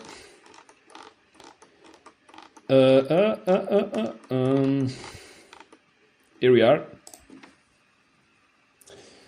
Okay. Today, unless I go to the chess club, I may actually also do a video where I play the Repertoire Mastery series, because I really want to play chess, man. I wanted to do that video now, but I'm like, nah, I have to study endgames first. First you do what you don't want to do, then you do what you want to do. I guess that's the thing. Okay, so queen versus king and pawn is a no contest, especially if the stronger side's king, who we'll suppose is white, is close to the pawn. However, even if the white king is on the other end of the universe, a queen can beat a king and pawn. Occasional exceptions occur if the pawn is on the 7th rank in two ways. The queen lands on the queening square. Since the pawn then has no chance of promoting, the vacationing king can calmly walk back to the endangered area and eventually eat the pawn. 2. The queen forces the black king to step in front of its pawn. Since the pawn can't move for a moment, the white king can take a safe step closer to the pawn's position. This will be repeated until white's king joins with its queen to pick off the pawn. Well, that's simple enough. That's just an informational, no problems. Queen versus pawn on 6th rank. So, White ends things quickly by permanently stopping black's pawn in its tracks. Queen a5 check, king d3, queen e1. So this was actually a skewer to the very important e1 square. It wasn't a skewer of like material, it was a skewer of positional outpost. this is crazy. So king d3, queen e1. And black can't prevent white from marching his king to the pawn. For example, e2, but king c6, and the king approaches, and the king approaches, and the pawn is lost. And of course, we know king and queen versus lone king is easily winning. So, okay, queen versus pawn on the 6th rank, part 2. Rook pawns often prove the exception to various general rules. In this case, white doesn't want the pawn to get to the 7th rank. We'll discuss that in a moment. But he also can't get his queen to h1, which would allow white to win as he did in the previous example. However, he can win easily in the following manner. Queen g5, king h1. King h2 blocks the pawn and lets white safely move his king closer to the action by king c7. It also allows white to instantly win the pawn with queen g4, as seen at the end of our main line. In fact, the position after queen g4 is white's main winning idea. When a rook pawn is on the 6th rank after king h1, all of white's subsequent moves are geared towards creating this position. Here he's talking about this. Okay, so queen d5 check. Queen g1, sorry, king g1. On king h2, queen f3 wins the pawn, okay. And after queen d5 check, there is king g1, and now queen d4. Never giving black a chance to push his pawn to h2. So notice how it's like doing a little bit of a ladder, you know, going back to the pawn, going closer to the pawn. So check, check, check. King to h1. We already know that king h2 falls victim to queen g4, while king f1 also loses to queen f4, king g2, on king e2, queen h2, and on king g2, check, king c7, winning the pawn. So king h1, and now queen e4 check, forcing black's king to h2 or g1, both poor squares. After king g1, there is queen g4, and then the king is going to move, and after king h2, queen g4 directly. But queen g4, king h2, okay, is white to move, but then you just waste a move. And black is forced to jettison his pawn, king h1, queen takes h3, when the game is over. Rule: lone queen versus king and pawn on the 6th rank is always a win for the queen. Fair enough, that's very, very nice. That's very, very nice. What time is it? Okay. So here we play this check. Again, if they went here, we will just go here winning. So now we check them again. And now we check them again. And now, do we go here?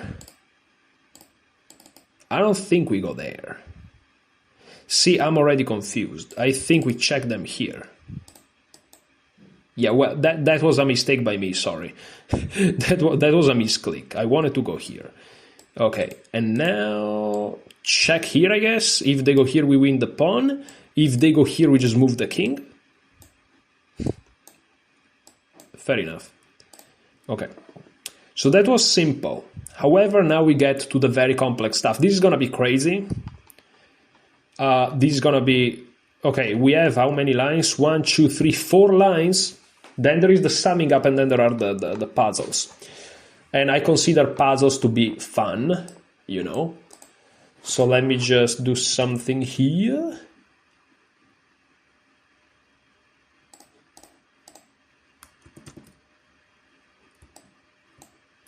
Sorry.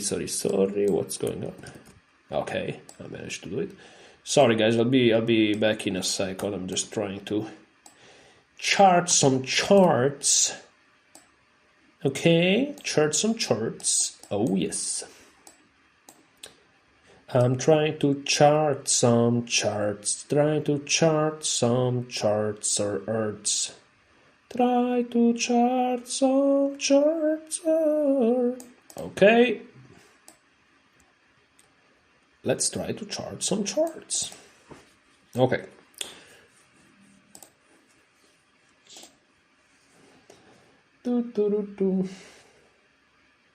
Wow. That's crazy, bro. That's absolutely crazy. Okay, sorry guys, I'm back. Okay, so now this is a little bit different. Okay. So now we are talking about a queen against a pawn on the 7th rank. Though I personally leapfrogged over the C class, jumping directly to class B, I must admit that I remember the first time I ever came into contact with this endgame. I was 14 years old with a 1600 rating, and a friend called and gave me the following position over the phone. White's a queen up, I said. Yes, but I bet you can't win it. I laughed at him, agreed on a 50-cent wager, and let's go, let's gamble, and proceeded to lose my money when I just couldn't do it. Humiliated, I finally asked for the solution. Rule. This endgame is won by maneuvering with the queen so that black's king is forced to step in front of its pawn. Since the pawn can't move for a moment, the white king can take a safe step closer to the pawn's position. This will be repeated until white's king joins with its queen to pick off the pawn. So, queen b4 check, king to d1, otherwise white plays queen e1, forever stopping the pawn. So notice how we are forcing, so we are always looking at the e1 square or the king or the pawn or something. So king d1, queen d4 check. Now if you go in front of the pawn, you can come closer with the king. But here king to c2, but this leaves the e1 square unattended, so you go queen e3, threatening to win the pawn. As a child, I wasn't able to find this endgame key. The idea is to force black's king in front of his pawn and then step a square closer to the action with the white king. I want to add a personal note of mine, which is, I don't know if Silman is writing this or Banzea. I think Silman, but it doesn't matter. They're both very strong international masters, and when they were kids, they couldn't solve this endgame. So You may think, oh, these international masters, they must be super, super duper talented, but in the end of the day, they're just normal people, relatively normal people. They're, of course, smart, but they just work very, very hard on their chess. Now, I'm not saying that we all become international masters, but I'm saying if you work hard on your chess, even though you feel like you're not talented, you can improve quite a bit. Okay, anyways, queen e3. King d1, this is forced because otherwise you just win the pawn, so this is forced. And now queen d3 check, forcing black to block his own pawn. Yeah, because if the king goes to c1, which is the only other legal move really, you just win the pawn and win the game. So king e1, and now you come closer with the king. The first step of many towards black's pawn, king f2. Now white just has to repeat the same process again and again and again until his king helps with the pawn. So king d2. Now, if you go to f3 if you go to any other square other than f1 and f3, white wins the pawn. If you go to f3, queen e1. So king f1 is forced. Again, king f3, queen e1. So king f1. Now queen f4 check, very important. Again, king g2. If you go to e1, the king comes closer. Now queen e3, king f1, queen f3. Again, king e1 is forced, and now king to c6. King d2. Again, king to d1 allows king to d5 since the e-pawn is pinned, another very important detail. But you could also, after king d1, if you don't remember to immediately come close with the king, you can check, forcing king e1 and then the king come close. If they go to f1, you still can come close with the king immediately, but you can also check king e1 and then come close with the king. Anyways, king d2, queen f2, check, attacks the pawn, forcing, check, forcing, come closer. Pins, attacks,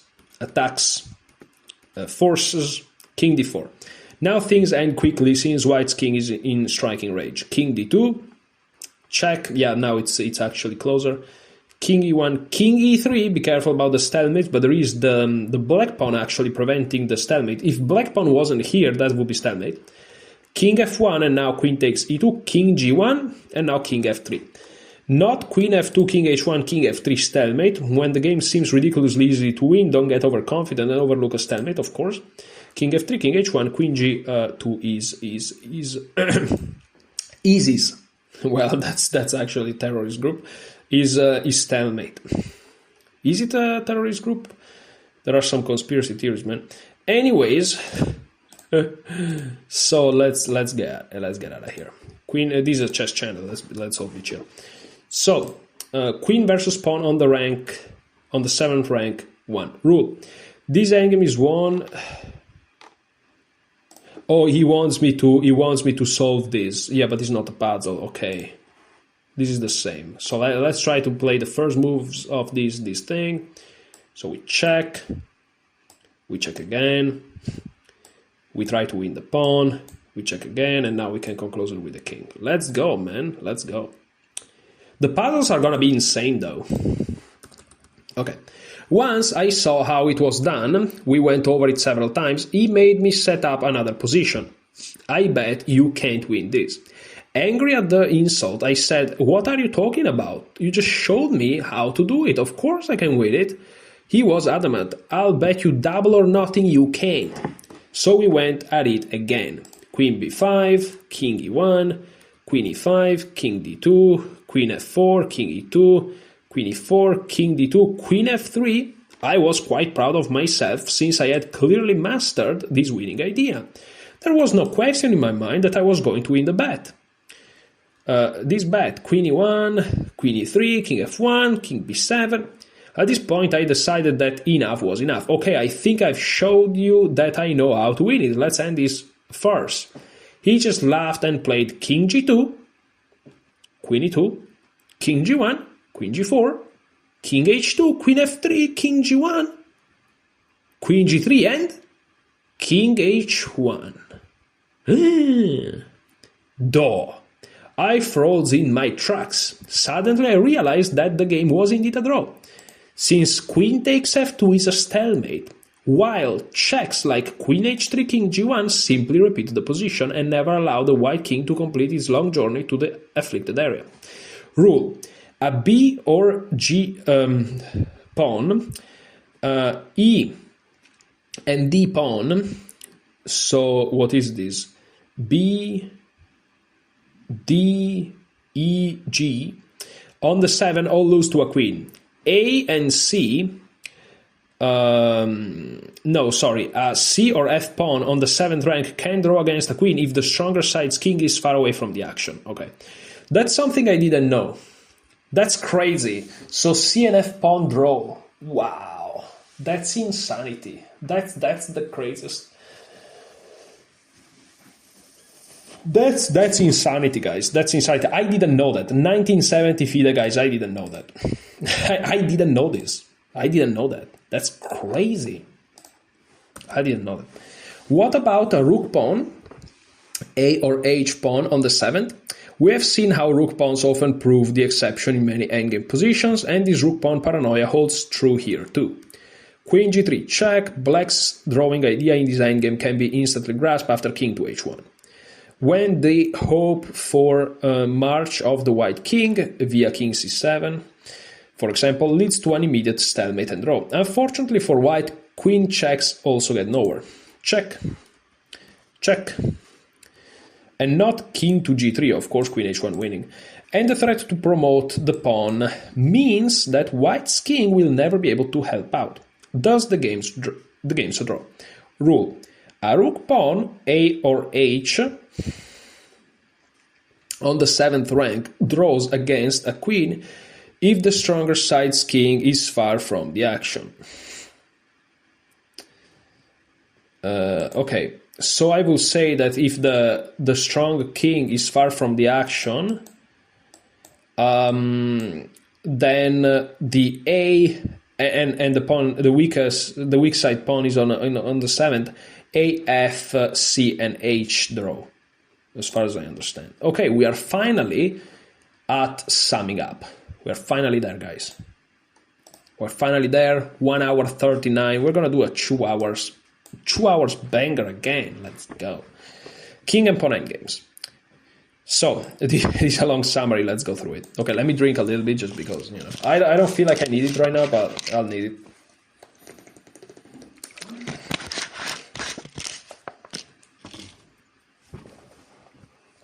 King and pawn endgames. In general, in a king and pawn versus long king position, the weaker side loses if he can get his king in front of the enemy pawn. If you can't block and stop the pawn from queening, then you're a goner. However, rook pawns often allow all sorts of exceptions due to the fact that there isn't a file to the side of the pawn, which creates many odd stalemate possibilities. 2. You can gauge the result of an upcoming trebuchet position in this way. The side whose king can make first contact with the enemy pawn can force a winning trebuchet. Okay. King and 2 double pawns versus lone king always win unless the pawns can't be properly defended or unless they are rook pawns.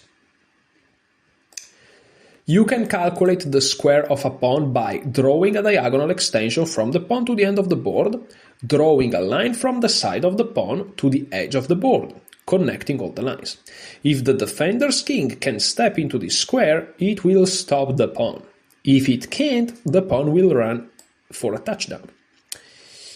5. An outside passed pawn is a passed pawn that stands to the side of the main sphere of the battle. Such a pawn is usually a very valuable commodity, since it can be far from the enemy king and thus pose a serious promotion threat, and or it can force the defending king over to deal with it, leaving the embattled area, where most of the pawns resides, bereft of a defender. Okay, what I will do, guys, I will pause, actually stop the video for a second, because I need to go to the bathroom like tremendously, because if you drink water and you sit in certain positions, you just have to go. So I'll be back in like a second, okay? Okay, guys, I'm back. I went to pee. I am back. You guys don't give a fuck, but let's go. Minor piece endgames. A bishop and a safe pawn versus a lone king sounds like it should be resignable, yet it can be salvaged if the pawn is a rook pawn, the pawn's queening square is a different color than its bishop, the defender's king can reach the queening square or any of the squares touching the queening square. We saw that, clear. Situation number 2, a knight and a safe pawn versus a lone king is always a win for the material advantage, except when the extra pawn is a rook pawn, and that rook pawn is on the 7th rank. So we are talking about knight and pawn versus king. We have seen that rook pawns often create exceptions to otherwise ironclad rules, and this is yet another case of the rook pawn curse. In the middle game, bishops of opposite colors is thought to be an advantage for the attacker, since one bishop can't defend when the other attacks. However, in the endgame, bishops of opposite colors can give the defender serious drawing chances in positions that one would think are losing. Rook endgames. 1. The Lucina position is the holy grail of rook endings, the sacred key that allows you to know what to avoid when defending a pawn down a rook endgame, while also giving you the knowledge to know what to head for if you have the superior side. The Lucina position is a simplified position where one side has a rook and a pawn, any pawn but a rook pawn, on the 7th rank, the king in front of its pawn, while the other side just has a rook. 2. The Philidor position, and just to give you my input, guys, of course, the Lucina and the Philidor, they can be reached from the distance, so there are much more complex endgames we will study, I'm sure, in future chapters. Okay, so the Philidor position is a rook and pawn versus rook position, where the defender's side king is in front of the enemy pawn. In general, such a position is a draw. 3. In a rook and pawn endgame, it's important to not allow your rook to become passively placed. In a rook and pawn endgame, always trap the enemy king as far away from the action as possible by using your rook to cut it off from a file or rank. I have to read this because I'm not understanding. So in a rook and pawn endgame, always trap the enemy king as far away from the action as possible by using your rook to cut it off from a file or rank. Of course, the logic is easy to grasp. If a heated battle is raging on hill 1 and a portion of the enemy army is confined to hill 2, then you simply have your opponent outnumbered. Queen versus king and lone pawn. We are almost at the end of summing up, then there are the puzzles.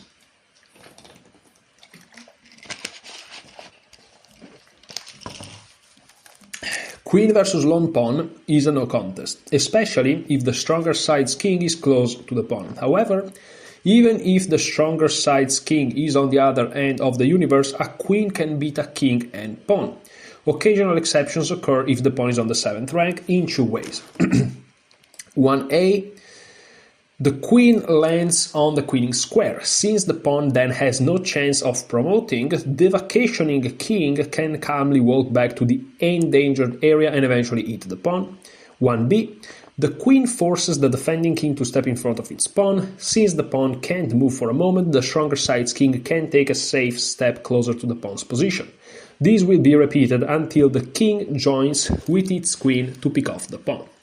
Queen versus pawn observations. With the stronger side's king far from the action, a queen versus any pawn on the 6th almost always win for the queen. A queen versus a knight pawn, king pawn, queen pawn, or the 7th on the 7th almost always wins for the queen. Yeah, a queen versus a bishop pawn or rook pawn on the 7 is a draw. Okay. And that's it for summing up. Let's go. Now let's do the test, the puzzles. How many puzzles are there? There are 14. So we're gonna stay here quite a while, guys. Let's go. Let's ride this train. Okay, is white winning or black can save the game?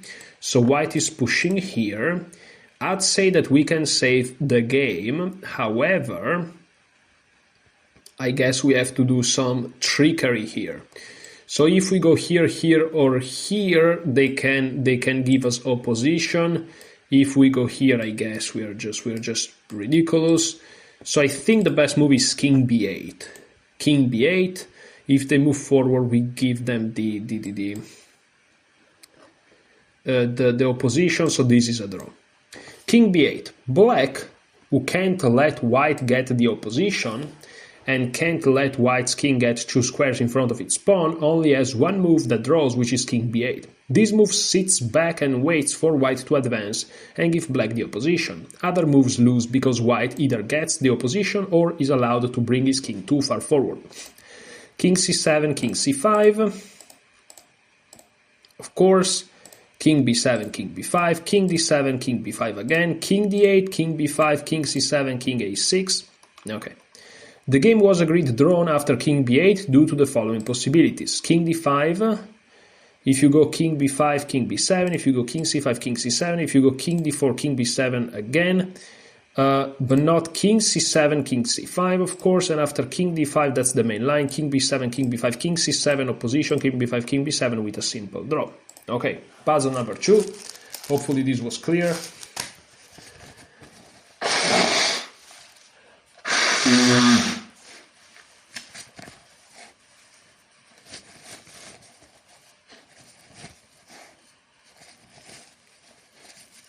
So black played G5. Okay, this is difficult. Black played G5 in this position. Is this a good move or should I have preferred King F8?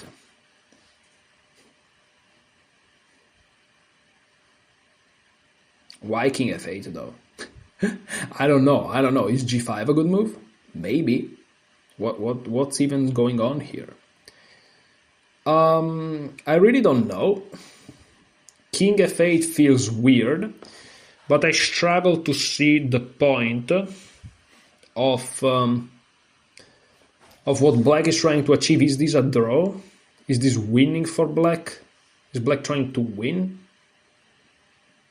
It feels like he's not trying to win somehow.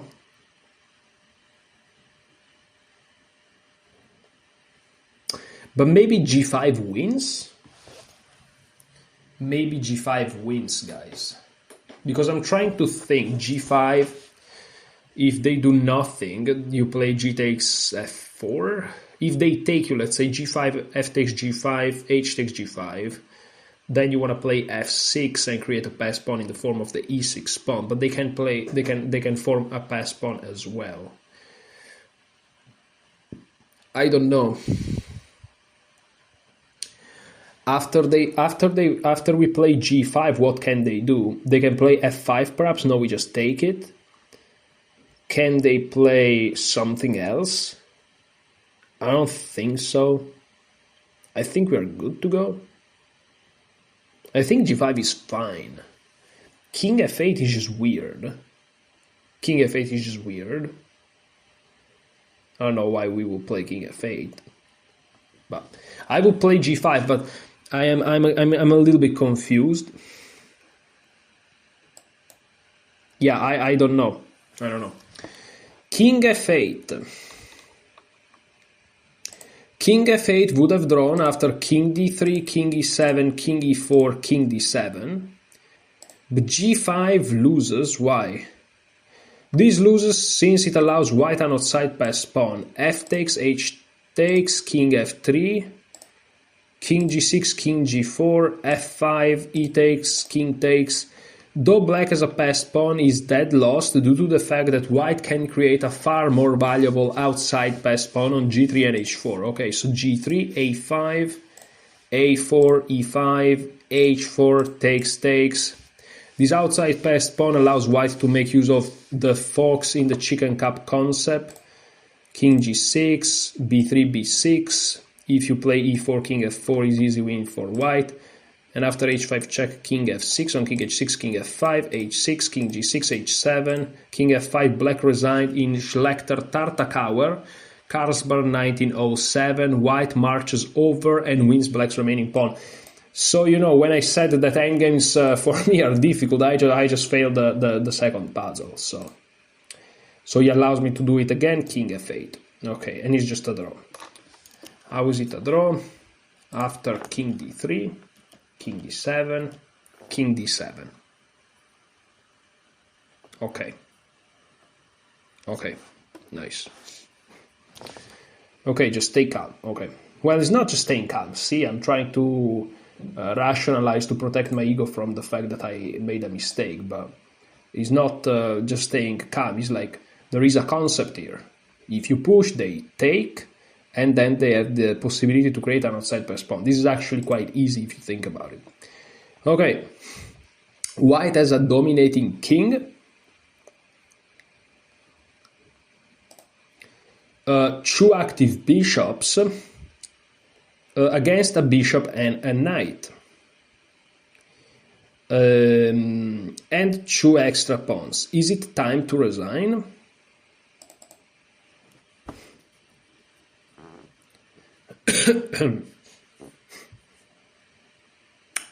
Maybe not, maybe not. But if this is what I'm thinking, is very complex. So my idea, of course, here the concept, in my opinion, is, at first I thought it was opposite color bishop endgame. So, okay, no, the concept, this is my thinking process. And of course, you guys feel free to stop the video and go through the puzzle yourself. So here was my thinking process. The concept here is to simplify into a non-endgame, right? Something we know. And the quickest way to simplify is knight d7, and then grab this guy, and then the king grabs this guy. That's the first thing. And at first I thought it's a simplification into opposite color bishop endgame, but then I realized no, because this fork actually takes off the opposite color to our bishop. So the simplification is probably the one where, you know, they're left with this pawn. And so my idea is, and my program here froze on me, okay. The idea is check, takes, and then sacrificing this bishop for the h3 pawn, they take, and then we go king f5, this pawn's lost for sure, and then we are in time to grab the pawn. So that's my idea, I'm gonna go for it. And that's correct. I'm very proud of this puzzle. This was, in my opinion, difficult, and perhaps before these chapters here, I would have never been able to solve such a position. I would have probably just lost it. Yeah, I would have actually probably just lost this position before studying this course. So I'm very happy of that. So white has a dominating king, two active bishops versus a bishop and knight, and two extra pawns. Is it time to resign? Knight d7.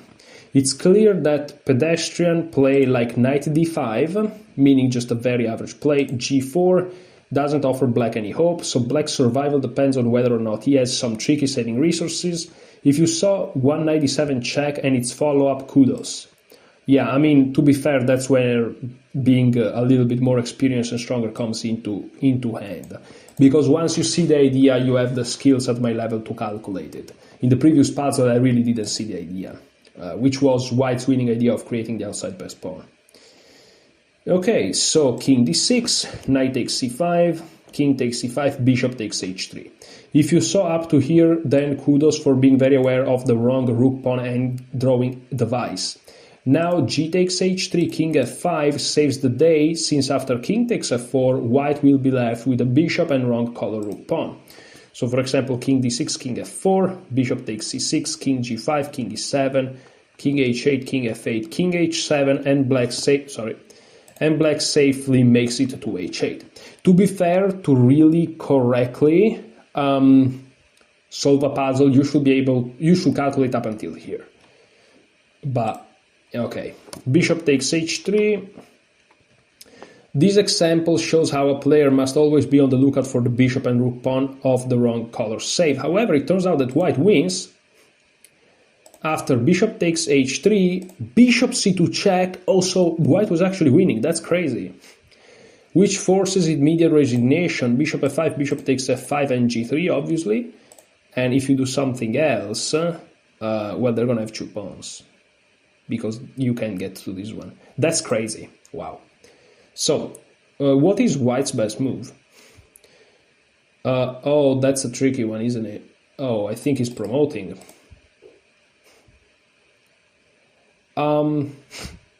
Because if we check, they go here, and that's not good. If we go here, it's a stalemate, so I guess we push.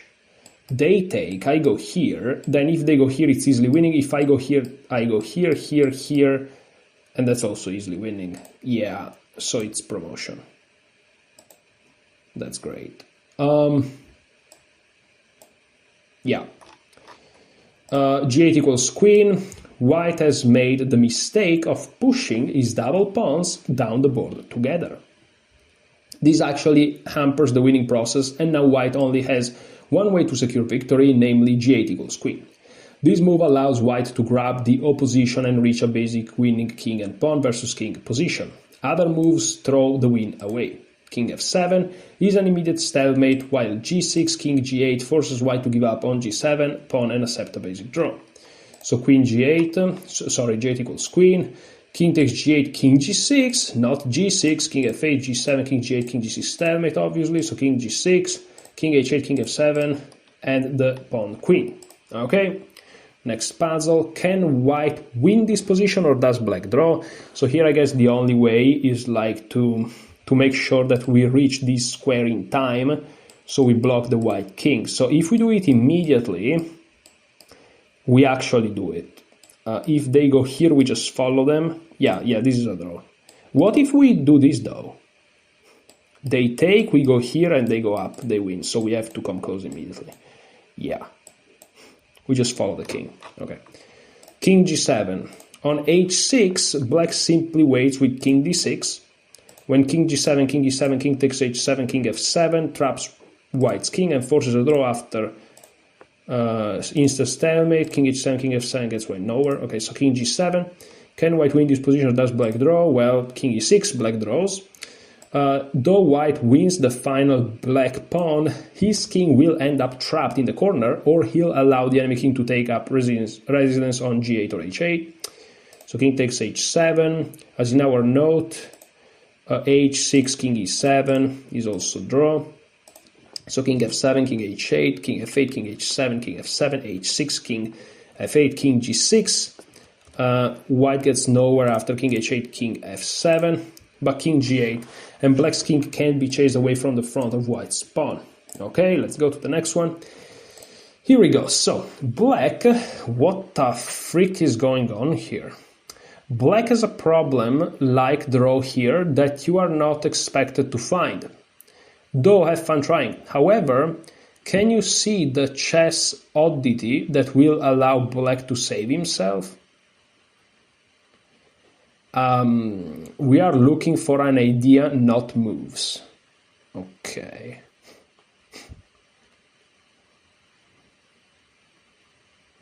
What do you mean, black trying to save himself?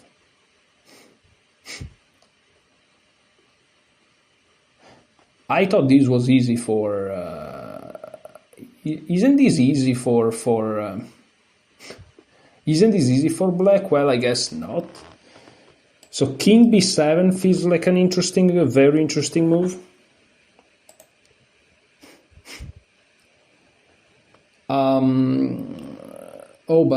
Oh, but there are problems there. Okay, interesting.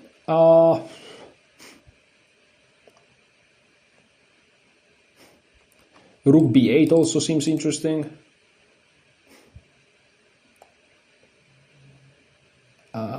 What else? What else? What else? What else?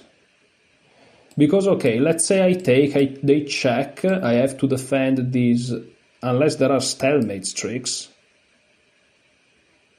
But they take, I have these squares, so not really. So I take, they check me, I go here, they take, I guess. No, they don't take, they actually don't take, because if they take, is an easy draw, I guess. I guess so. But after I take, check, going here, they don't take my rook.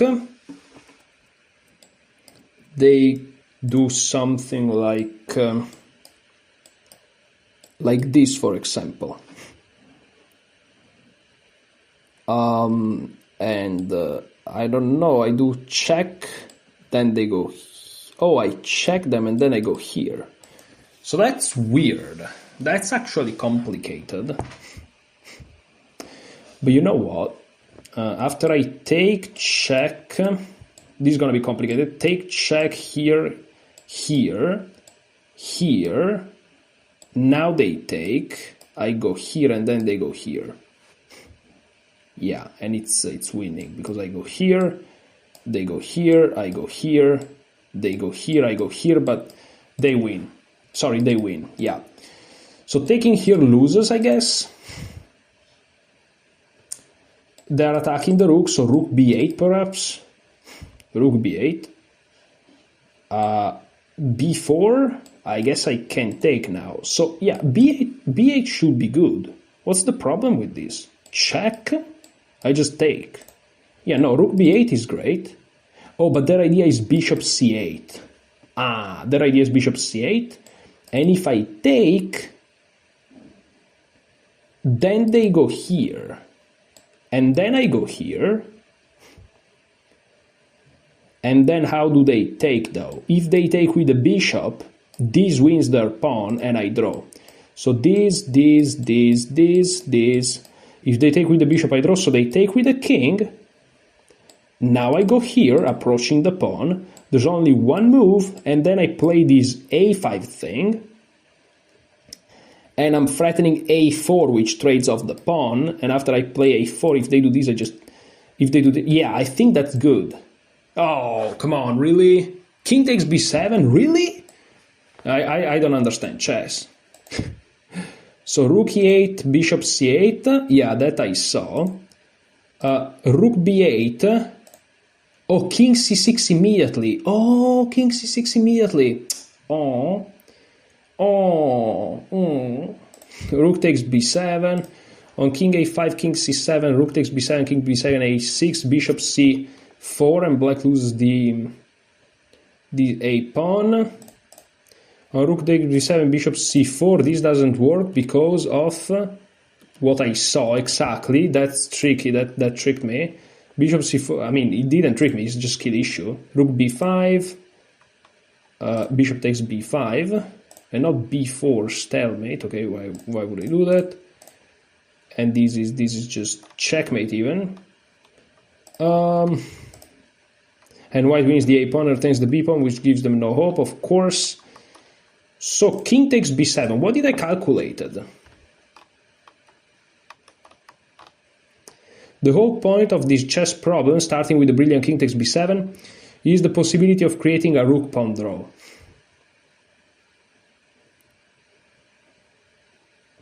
What? Did you notice that such a thing might be possible even if you didn't quite see how? If so, your intuitive grasp of patterns is very impressive.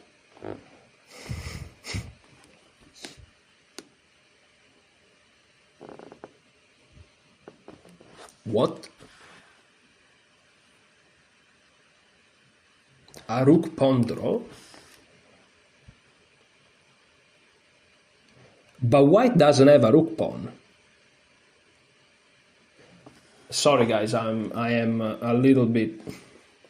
I'm gonna put this into an engine because I need to check this, sorry. I need to check this. So I'm gonna go on chess real quick. I really need to check this because I'm confused. I'm gonna go on analysis board, actually import game.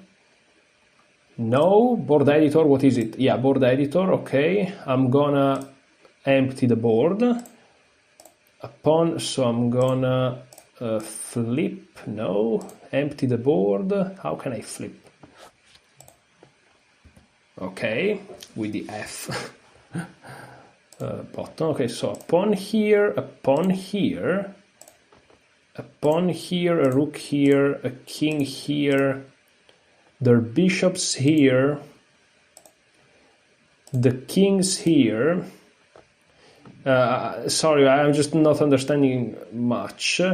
It's black to move, and let's analyze. Let's turn it on. I know you guys can't see it. So king takes b7 is indeed a draw. Bishop d5, king b8. And here I thought b4 is good. But here there is a5. Ah, a5. a5, of course, with the idea of a takes b4. Yeah.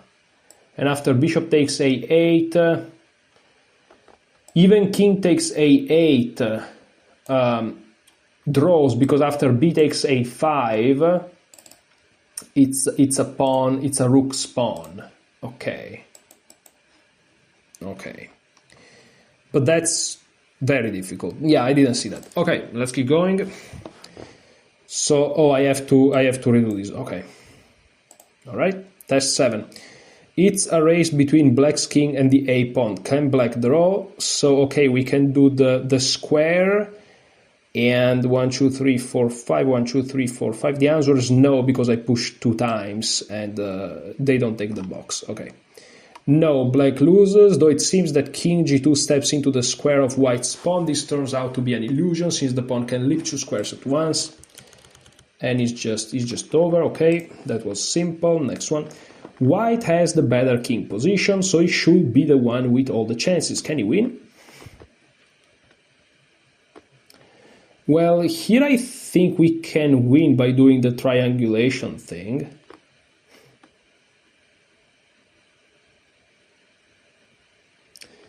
I mean, not really, not really. We can actually go here, here, here. They go back, we go here, they go anywhere, and then we push. What? Really? Dude, I don't know how to play chess. For real. I was convinced. White has... Okay, your move c5. There are a couple things happening here. First, both pawn majorities seem frozen by a single enemy pawn. Second, even if white achieves a chicken coop infiltration, he'll be left with a rook pawn. Why does he keep saying that I'm left with a rook pawn? Oh, now I see it. Like that. Okay. Which means the h pawn, okay. We left by a rook pawn. However, it turns out that white can easily create a passed pawn while black can't. Once that is done, the race is on, with white winning by 1 move. c5 is a nice idea. It seems that white's losing a pawn, but that turns out to be an illusion. Okay, so check. And now I guess I go here with that French word that I don't remember well. And now I just take here. But now the question is, do I approach the pawn? I think so. Here, here, here, here, here, here, here, here, here, here, here, here, here, here. Wait, does it win or not? Here, here. So king d6, king b6, king e7, king takes, king f7, king c5, king takes g7, king d6, king h6, king e6. Yeah, for one move. Okay. Okay. So c5, there are a couple of things happening here. Okay, we already saw that. King 7, there is no open g5, h takes g6, obviously. King takes c5, king b7. Now the foot race begins. White needs to rush to the king side, eat all the black pawns, and move his king to g7 before black king can reach f8, f7, or f6. So king d6. Actually, white doesn't need to test his foot speed at all. An alternative way to victory is b6, king b8, king c6, king c... it's true. King c8, b7, king b8, king b6, g5, h takes g6. Oh yeah, there's also this one here. Yeah. Okay, but this is interesting. I'm gonna go on lichess and put this position is. I know you guys can't see the position and you're a little bit annoyed that I don't show you this, but I just wanna see... Editor, let's empty this. I just wanna see why my idea didn't work. So I'm just too curious for that. Like, I don't know. I know that correctly I should just stay here for an hour, but on this one puzzle, but my philosophy, since my life is set up the way it's set up, is that I just have to go. So king d3 also win, but king c3 wins as well. Oh, king c3 wins as well. Oh, king c3 wins. My move wins also. My move wins also. Oh, I win as well. Oh, come on, man. If they go to c5, I indeed go to b3. They go back to d6 or whatever. I indeed go up. Then king c7. I indeed play c5. I basically find a way to play c5 without even needing the French word there. Well, that's not correct. I misclicked. Okay, taking the pawn, and this is winning. Yeah, this is winning. Oh man, come on. But of course I get the logic behind his move, so I'm happy for this to be the explanation, but mine was correct. Okay, white threatens the unpleasant rook h7 check. How can black defend himself? Well, that's the Philidor position, right? We just go rook g6. And I just go back here if I'm not mistaken. And now I go from the back. Here we go. Okay. Rook g6. If you thought passively stopping white's check was the way to go, you're wrong. Rook g7, rook h6, preventing black from setting up a Philidor. With rook g6, king e7, rook a6. When the threat of rook a7 check is quite annoying, instead black can effortlessly solve a half point by using the classic Philidor formula. By going rook g6 again, now check, king e8. Now white's king can't advance onto the 6th rank. Since black can endlessly tread water by moving his rook back and forth along that rank, white must eventually push. I didn't understand this sentence, sorry guys, but I'm a little bit... Let me reread it. Now white's king can't advance onto the 6th rank. Since black can endlessly tread water by moving his rook back and forth along that rank, white must eventually push his e-pawn. Okay, e6, but now rook g1. Threatening to win by king d6, but now rook g1. And the coming cascade of rook checks will make it clear that white has no chance whatsoever at winning. Okay, let's keep going. Test 10. Is black doomed? Is black doomed? So I think that this is one of those wrong bishop situations. So we notice that the first thing I notice is, of course, this, and after they defend, just giving up the knight, because this king, this potential promotion square is the opposite side of the bishop. So I think the move is simply knight f6, taking this, and then somehow going back. Knight f6, black can draw by giving up his knight for the g-pawn and creating a miracle save rook pawn and wrong color bishop versus long king draw. Bishop f3, knight takes g4, taking it before g4, g5 can be played. Bishop takes g4, king f6, h5, king g7, and this is a draw. Okay. Test 11. White's a knight up and can capture the a7 pawn 2 different ways. Can he win? I think he can, but he has to capture with the pawn. If he captures with the knight, after king here, how do you save the pawn? You can save it like this, but I just take, so that's the... What? Dude, I don't understand endgames. Your move, knight d6. This is an easy position to blow. For example, knight takes a7, king b7 leads to the loss of the b pawn. Most tempting is b takes a7, which I thought it was completely winning. But if you had oh no, it was the 7th rank. Oh yeah. But if you had studied the earlier material, you will know that the position after king b7 is dead draw. Yeah, it's true. I'm good at endgames, guys, as you can see. It turns out that knight d6 check is the only way to secure victory. Yeah, knight d6. Yeah, okay, knight d6. And now I just push. Yeah. And here I just move the king up. I don't know where. Okay. Yeah. King b8, b7, king c7, king b3, and 1-0. White wins by marching his king down the board. And it's as simple as that. Yeah. Yeah, that was really embarrassing. Terrible. Consider the following 3 positions. Okay, so... Okay. Of these 3 diagrams, A, B, and C, which one, if any, is salvageable for black? White has the move in each case. Go to the next informational ones. You have formulated your answer. I think that A is salvageable, this one here, with the F pawn, because there is the stalemating idea of the king going to H1. So I'm going to say A.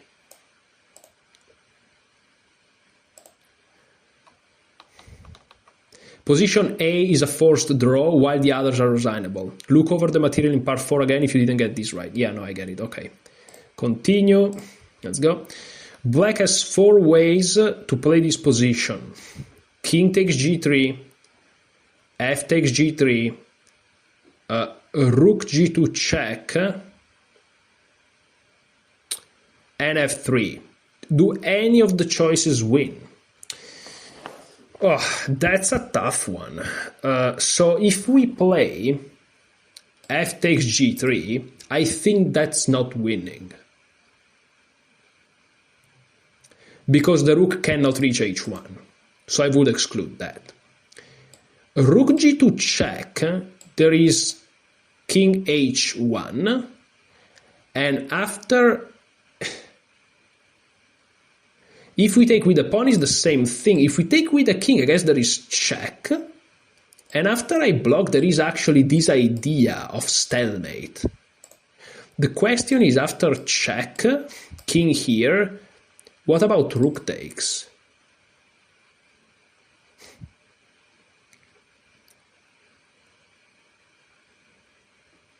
But maybe then we go here or something.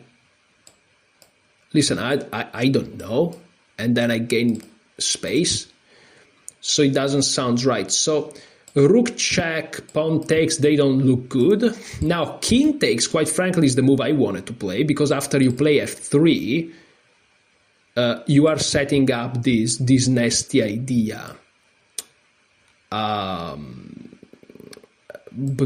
I don't know. What is the other? The other possibility is f3. But after f3, perhaps g4 or something crazy. Check here. I don't know. Maybe f3 wins. Maybe f3 is right. I will play king takes. How can they defend? Check. I push, threatening mate. They have to go back. Sorry, they have to go back. Then I go here. Or I go here. Get out. So here, sorry. So here, back. I go here. They go here. Check. If they go here, I guess I have this again. And this time if they go back, I have the same thing, but this time is different because I can check them. And after I take, check, push, go back, go here, go back, check if they go in the corner, I guess I can just go here, and if they go back, I push the pawn. Yeah. So I think taking with the king is fine. Okay. Now I just push. Okay. Now checking here, I don't think it works. So I think I'm gonna go here. Perhaps I can even check them first, but I think I'm gonna go here. Alternative, okay, very interesting. So perhaps check. What if they go into the corner though? I go somewhere, maybe? What's that? Why didn't they go into the corner?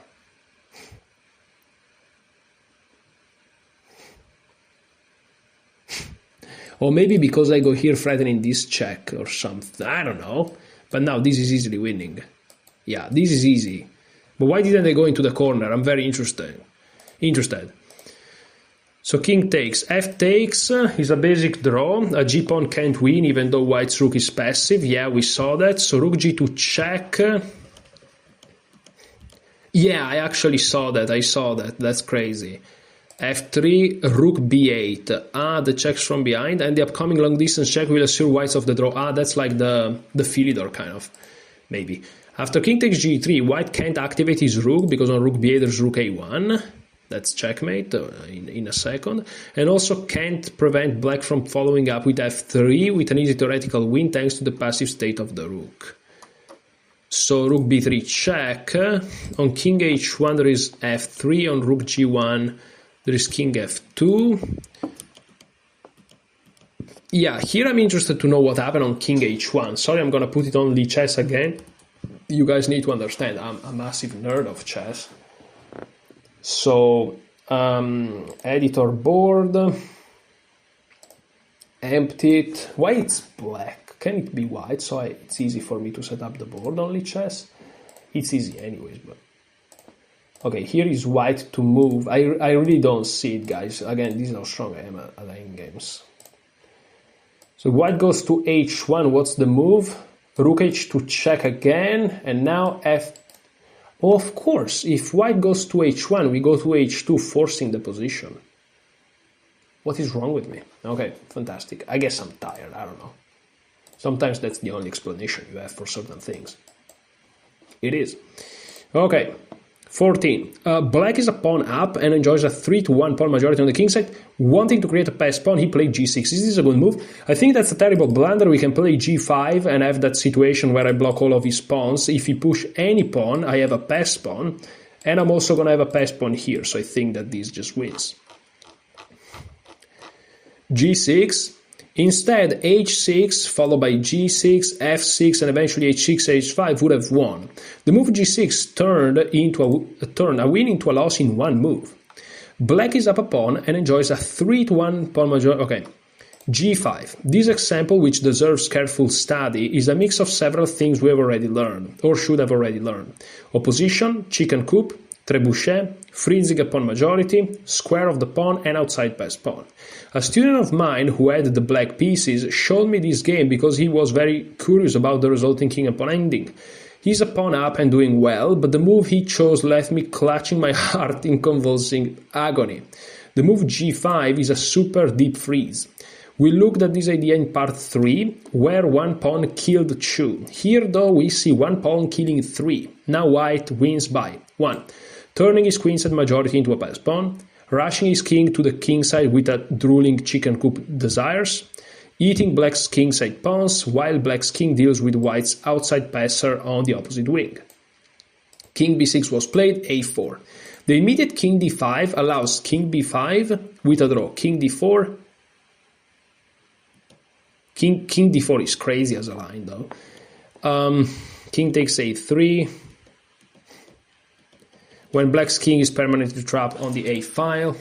Here I would have analyzed king e5.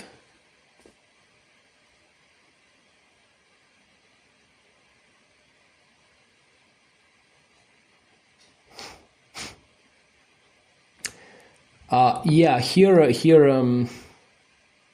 black wins actually in that line. Okay, so a4, king c6, a5. Also sufficient is b5, a takes, king b6, king b4. Back to the old fox in the chicken cup routine.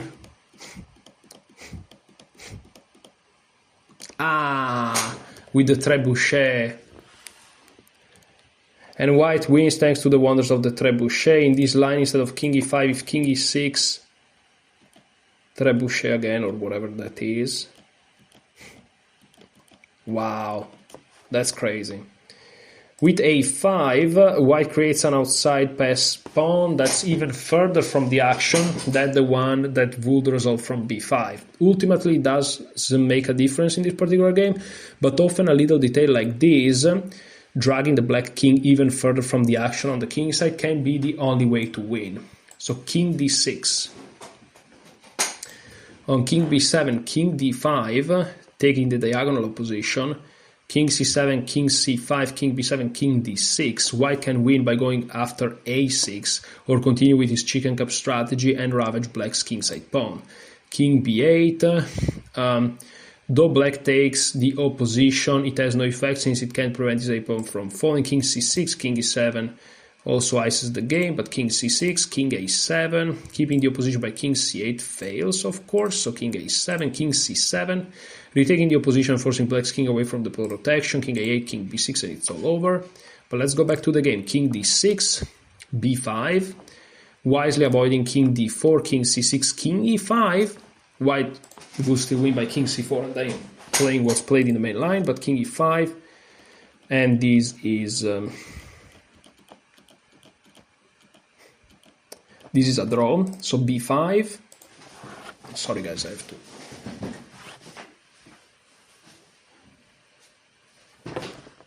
Okay, I had to fix myself a little bit. And sitting down for 2 hours annoying. A takes b5, king takes b5, king c7, king c5. Time to go back to our chicken coop mentality. And yeah, the red carpet is set up. And 1-0, black can't do anything about g5, g6, g7, j equals queen. Okay, that's nice. That's nice. I made 3 mistakes, so you know, already quite difficult, but we are here to learn, so that's fantastic. That's amazing. Let's do final thoughts. Let's see. Wow, that was a lot of material. However, you now have an extremely solid endgame base that puts you far ahead of most of your competition. And guys, again, I've been talking about this, but this is true for up until 2000, 2100, in my opinion. FIDE, classical. Okay, and even ahead of players a few hundred rating points higher than you that should have mastered these endgames long ago but never got around it. That's basically what I said. Absolutely correct. Trust me when I tell you that the time you have spent learning everything in part 4 will likely prove to be the most rewarding study time of your chess life. That's potentially very correct. You'll see the effects both in your newfound confidence and in the results you gain against people who were once your equals but now are not in your league once the endgame is reached. Even if you decide that you have no desire to ever go past part 4, do yourself a favor. If you don't view king and pawn versus king positions as kid stuff, if any mention of the square of the pawn and outside passed pawns makes your eyes roll up into your head if you have even a shred of doubt about how to handle the Lucene and Philidor positions. If the winning procedure in a queen versus pawn on the 7th situation is something you have to ponder, please go back and read part 4 again. Do so over and over until everything in it is muscle memory. Your mind might go blank, but your hand will reach out and play these positions perfectly. Yeah, I'll need some practice because, again, I made some mistakes in the puzzles, but hard work pays off. You finish learning the chapter. Okay, fantastic. Okay. So guys, it has been perhaps 2.5 hours even, but we have made it through 4 chapters. That's crazy. In the next part, let me check something. Okay. In the next episode, which is going to be episode 6, we are gonna start with part 5 endgames for class B players. This is going to be quite advanced. Already I'm having trouble, as you can see, and I'm rated 1970. FIDE. I keep saying this thing because you need to understand these things are serious stuff. And we are just half through. Not even half if you consider part 9. And this is so exciting. Meaning right now I'm starting to face the ceiling at this level here. On part 5 I'm sure I'm gonna face it. And then on part 6 that should be my level. Can you imagine? This is already my level. What do you mean part 6 is my level? That's crazy. That's gonna be tough. But I'm very excited for it, so yeah, that's pretty much it for today's episode, guys. That was awesome. That was absolutely fantastic. Thank you so much for watching. Hopefully you learned a thing or two, and enjoy your chess.